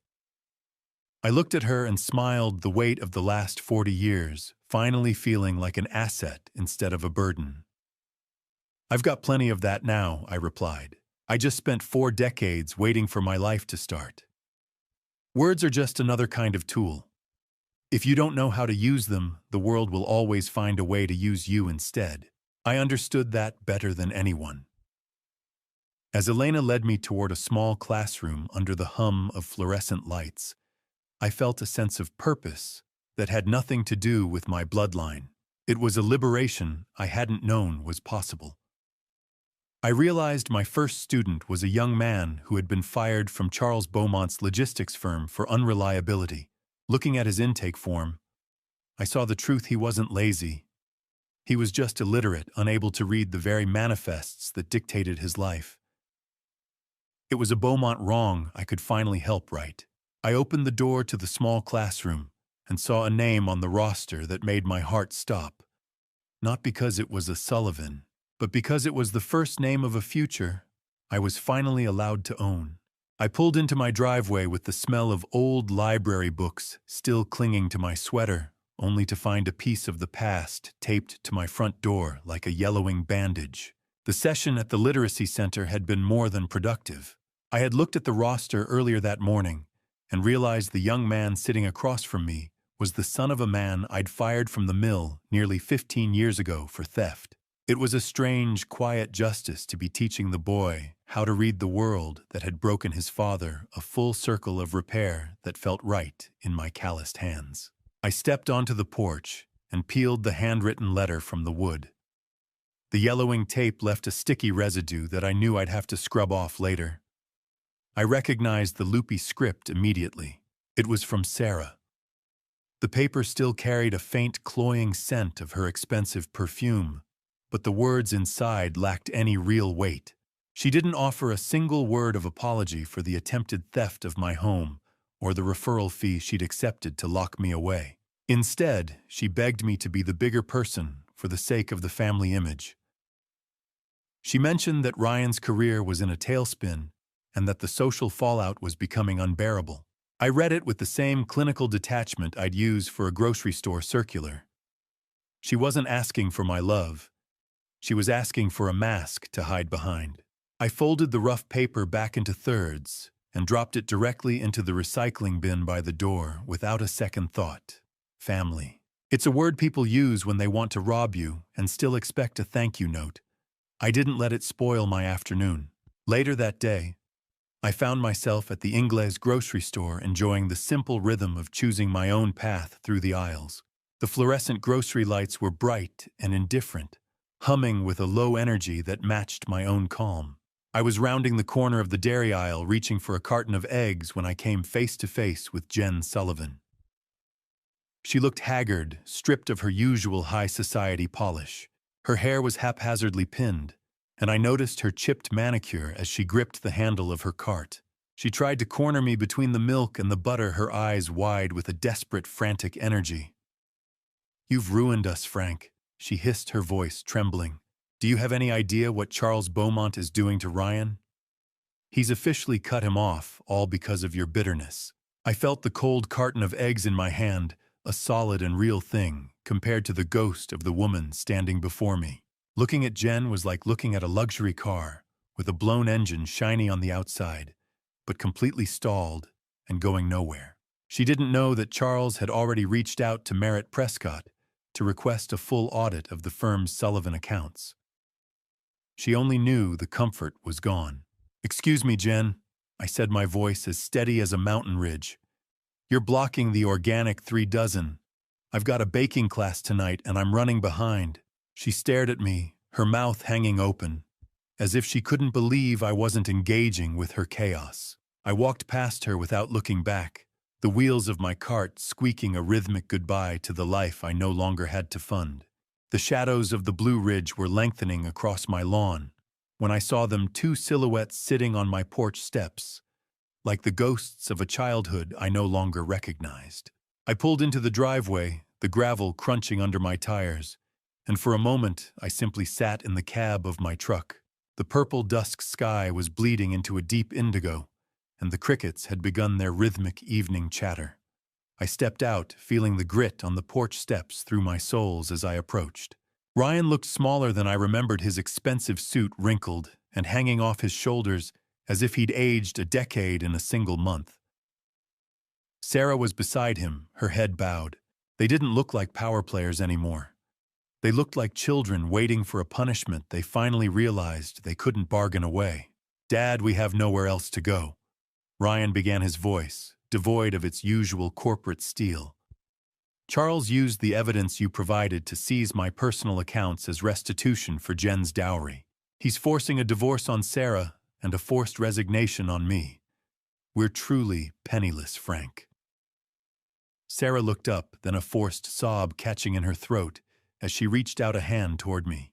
"We're still your kids, Frank. Doesn't that mean anything? Can't you just tell the auditors it was a misunderstanding? Give us one last chance to save our names." I stood before them, my hand resting on the solid wood of the front door. The cool brass of the lock was a grounding sensation against my palm. Standing there was like looking at the blueprints of a house that never got built. All that potential wasted on a foundation of sand. I didn't feel the surge of anger I expected, nor the crippling guilt they were fishing for. I felt a devastating, hollow honesty. "I miss people too," I said, my voice low and steady, carrying through the damp, pine-scented air. "But I don't miss the two adults standing on my porch. I miss the Ryan who used to help me in the garage, getting grease on his forehead and actually being proud of a day's work. I miss the Sarah who thought a dandelion was a treasure worth keeping. But those people are gone, and they didn't die of natural causes. You killed them the moment you started viewing your own father as an asset to be liquidated." I watched them flinch. Honesty is a sharp knife. It doesn't just kill the lie, it bleeds the liar dry. "I'm not holding a grudge," I continued. "I'm holding a boundary. There is a profound difference. My grief for you is already finished, because I realized I was mourning strangers. You aren't here because you love me. You're here because the world you built out of stolen bricks finally fell down on your heads." I turned to open the door, my resolve as unmovable as the mountains behind us. Sarah lunged forward, her voice rising into a shriek. "You can't do this. I'm pregnant, Dad. Do you really want to abandon your grandchild?" Ryan snapped his head toward her, his face twisting in a moment of genuine exhausted irritation. "Shut up, Sarah," he barked. "That lie won't work twice." I didn't even turn around.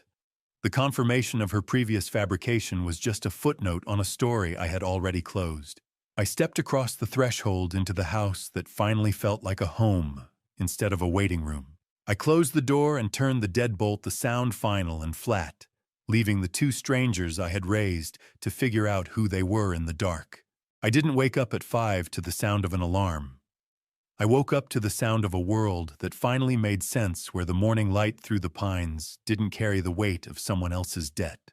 The air in the bedroom was cool, scented with the faint sharpness of wood smoke from the fireplace downstairs and the deep, clean aroma of fresh coffee.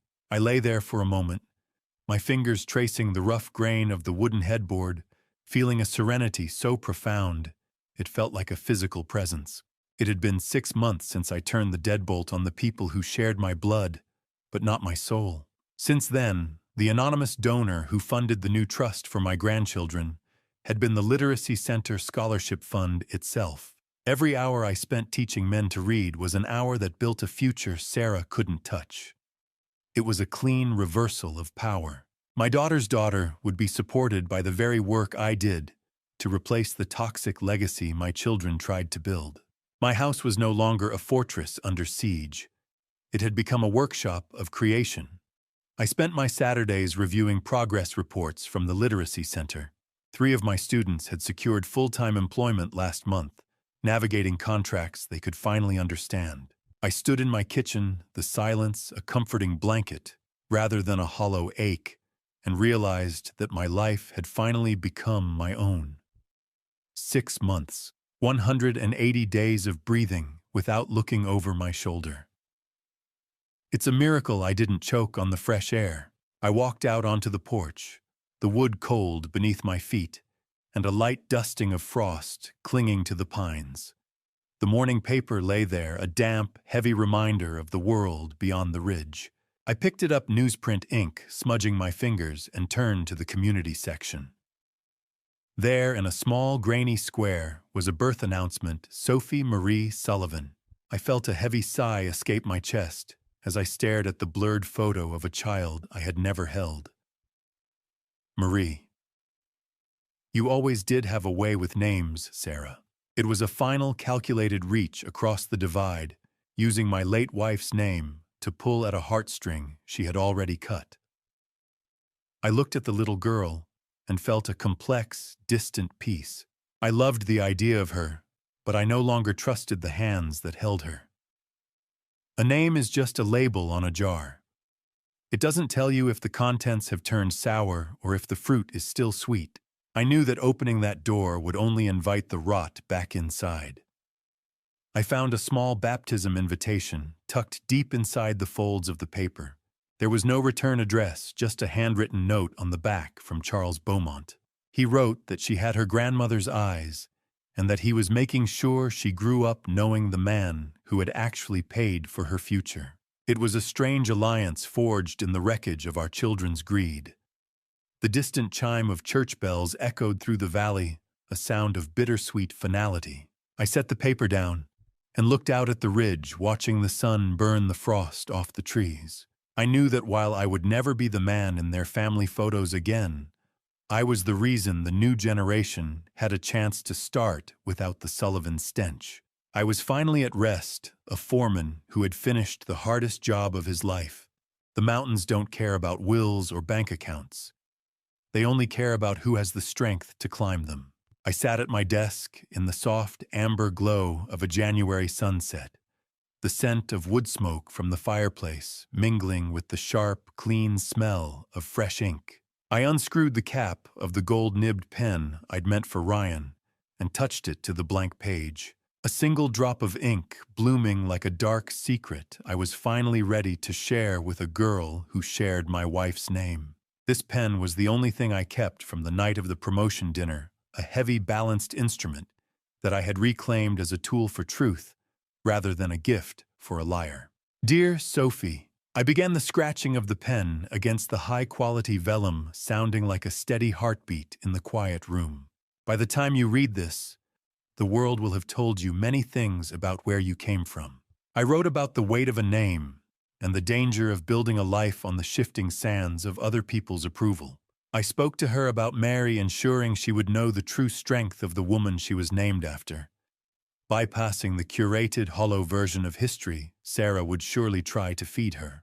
I wanted her to know that dignity isn't something you inherit. It is something you forge in the fire of your own choices. How many words does it take to explain a lifetime of silence to a child you've never held? I poured my years of industrial experience and hard-won wisdom into those paragraphs, treating each sentence with the same structural integrity I once gave to the mill's heavy presses. The light through the pines outside began to fade, casting long, skeletal shadows across the desk. I was just finishing the 3rd page when the clinical ring of my phone shattered the stillness. I checked the screen and saw the name of Merritt Prescott, my attorney. The cold glass of the phone felt jarring against my palm after the warmth of the gold pen. "Frank, it's Charles Merritt," said his voice, carrying a labored weight that immediately signaled a shift in the wind. "He went down this morning. A massive stroke in the middle of a board meeting. It doesn't look good." I leaned back in my chair, the air in the room suddenly feeling thin. The meeting Merritt continued was centered on Ryan's final embezzlements. The auditors had laid it all out. Is Ryan with him? I asked, my voice steady despite the shock. Merritt let out a heavy, cynical breath. Ryan is in the parking lot. Security won't even let him pass the lobby. The hospital staff has strict orders. The lobby. That's where Ryan was now. Tucked away in the background, just like he'd done to me. The irony was a bitter pill that left a metallic taste in my mouth. The titan of Asheville industry was falling, and the son he had chosen over his own blood was being treated like a common trespasser. Merritt cleared his throat, his voice dropping an octave as if he were sharing a final confession. Frank, there's one more thing. Before the stroke, Charles changed his power of attorney. He named me as his executor specifically to keep Ryan and Sarah from touching a single asset while he is incapacitated. He knew Frank. At the very end, he knew exactly what they were. Merritt paused, and I could hear his heavy breathing through the line. Frank, there's one more thing. Charles left a letter in his safe. It's addressed to you. The letter from Charles didn't smell like corporate stationery. It smelled like regret and expensive cigars. The final confession of a titan who realized too late that he had built his empire on the wrong kind of men. I sat in the quiet of Merritt Prescott's law office, the heavy paper of the letter feeling rough against my fingertips. Charles's handwriting was shaky, a stark contrast to the bold gold-leafed signatures I had seen on the news for decades. I have no intention of visiting him in the hospital. I believe this letter was his way of saying goodbye, a final attempt to square a ledger that had been out of balance for a long time, and I respect the silence of a man who finally told the truth. I read his words slowly, feeling a melancholy vindication settle in my chest. He admitted he had known about Ryan's lack of character for months, but was too proud to acknowledge his chosen protégé was a hollow fraud. I thought I was buying a legacy, Frank, he wrote. I only bought a parasite. He confessed to envying the genuine connection I had to the work and to my family, even if that connection was now severed. The letter ended with a final request. He had set aside a small legacy fund for Sophie, my granddaughter, and he wanted me to oversee its distribution to ensure Ryan never touched a cent of it. Parasite. Charles used the word like a scalpel. It was the one thing we finally agreed on, a shared understanding of the rot we had both unintentionally cultivated. A few weeks later, I found myself walking through the Asheville Industrial Museum. The air inside was cool and smelled of floor wax and the faint, ghostly scent of machine oil. I had been invited to consult on a new exhibit about the mill where I had spent 35 years of my life. The curator walked beside me, his footsteps echoing in the hollow hall, but my eyes were locked on the old 10-ton press. It had been polished and placed under gold-leafed museum displays, a relic of a time when we built things with our hands. For the first time, I didn't feel like an embarrassing grease monkey or a footnote in someone else's success story. We want the labels to be accurate, Mr. Sullivan, the curator said. No one knows the rhythm of these machines better than you. I reached out and touched the cold steel of the press, my calloused hand finding the familiar grooves. It's not just a machine, I told him. It's the way we put bread on every table in this valley for 40 years. The mill was a monster that ate our youth, but standing here I realized it also forged the only parts of me that were still worth keeping. I felt a profound pride in the grease that had once lived under my nails. As I turned toward the glass doors to leave, I saw a familiar figure standing outside on the sidewalk. Ryan looked unkempt, his shirt wrinkled and his hair a mess. He was pacing, looking desperate, clearly trying to find me to beg for a temporary bridge loan now that Charles was incapacitated and his own accounts were frozen. I watched Ryan through the museum glass, a man who had disowned his father's grease, but was now begging for the coins it had earned. And I realized the machine of our family had finally ground to a total, irrevocable halt. I didn't open the door. I simply watched the city traffic move past him, a ghost in a suit that no longer fit. The mountains don't care about wills or bank accounts. They only care about who has the strength to climb them. And today, for the first time in years, my legs didn't feel heavy with the weight of someone else's life. I sat in the familiar vinyl booth of the Patton Avenue diner, the steam rising from my coffee in a lazy gray spiral. Across from me sat Linda, a woman in her late 60s with a laugh that sounded like wind chimes and a sharp mind for poetry, who leaned across the table and saw the man I was, not the bank I used to be. We had met through the literacy center, and our conversations had become the highlight of my week. We talked about the students I was tutoring and the garden I'd spent the spring restoring to its former glory. There was a warmth in our connection that had nothing to do with biological obligation or the expectation of a check. Linda leaned in, her eyes bright. "You've got a gift for making the complex sound simple, Frank," she said. "Those boys at the center really listen to you." I took a sip of the bittersweet black coffee, savoring the clean taste of mountain water. "It's just maintenance, Linda," I told her. "People are a lot like machines. If you ignore the friction for too long, they seize up. I'm just helping them clear the rust." As the afternoon sun poured through the windows, Linda revealed that she was the one who had anonymously nominated me for the Community Pillar Award. My own children had spent years treating me like a footnote or an embarrassing relic. But here was a neighbor who saw me as something more. A cup of coffee with a friend shouldn't feel like a victory, but after decades of drinking bile with my own blood, it tasted like the finest wine in the valley. I realized I had finally built a community that respected the man I had become. Later that evening, I returned to my kitchen, the house filled with a serene silence. I found a final desperate envelope in my mail. It was from Sarah, a grocery reimbursement check for $200 sent as a peace offering to prove she was doing better. I looked at her jagged signature and the meager amount, realizing it was just another hook intended to pull me back into the role of her emotional safety net. "Too little and years too late," I whispered to the empty room. I gripped the edges of the crisp paper. Ripping paper is a small sound, but in a quiet house it sounds a lot like freedom.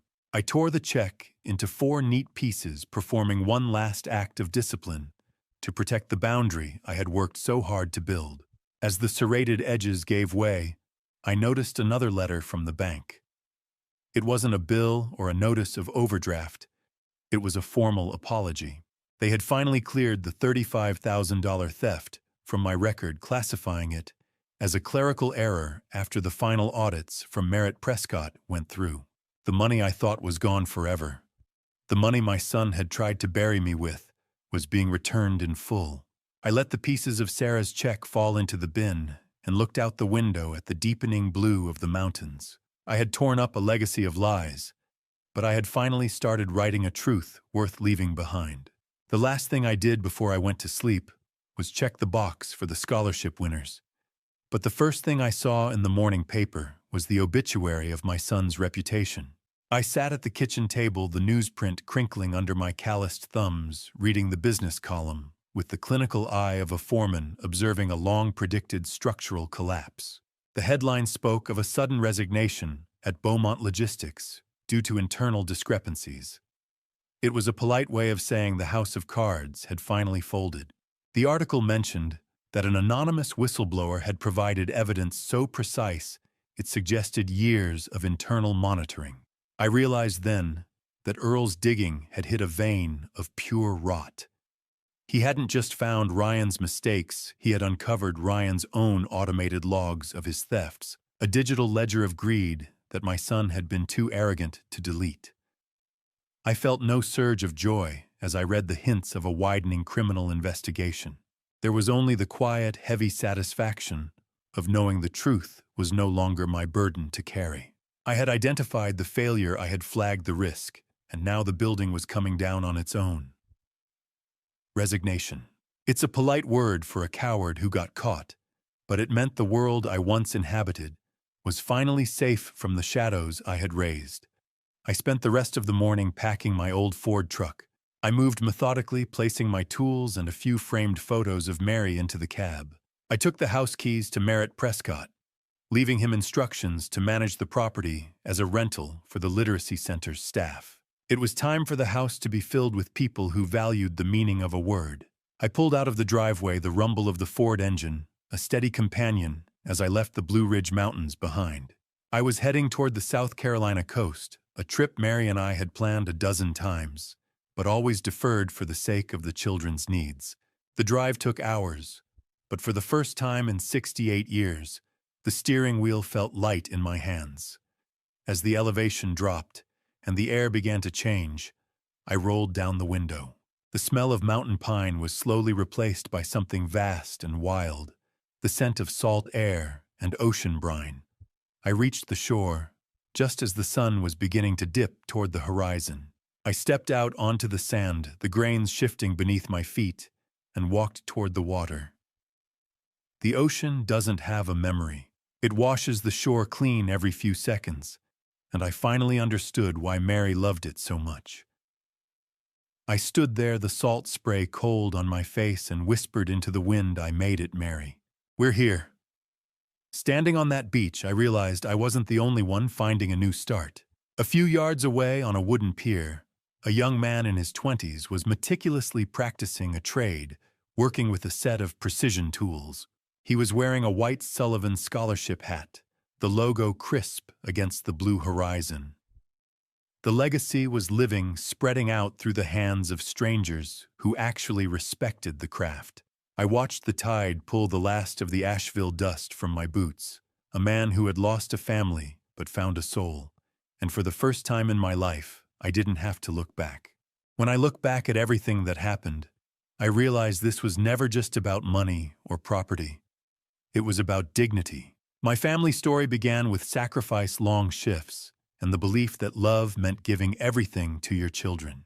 But sometimes in a family story, giving without boundaries slowly teaches others that your life is something they can spend. That was my mistake. I believed silence was kindness and sacrifice was love. I was wrong. What people call dad revenge was never truly revenge to me. My dad revenge was simply the moment I stopped allowing betrayal to define my worth. It was the moment I chose truth over approval. And if my dad revenge taught me anything, it is this: justice without hatred is possible, but only when you finally learn to stand up for yourself. If you are listening to this family story, please learn from my failure before it becomes your pain. Love your family, but never erase yourself in the process. A family story should be built on respect, not entitlement. The day respect disappears, boundaries must begin. That is not cruelty, it is survival.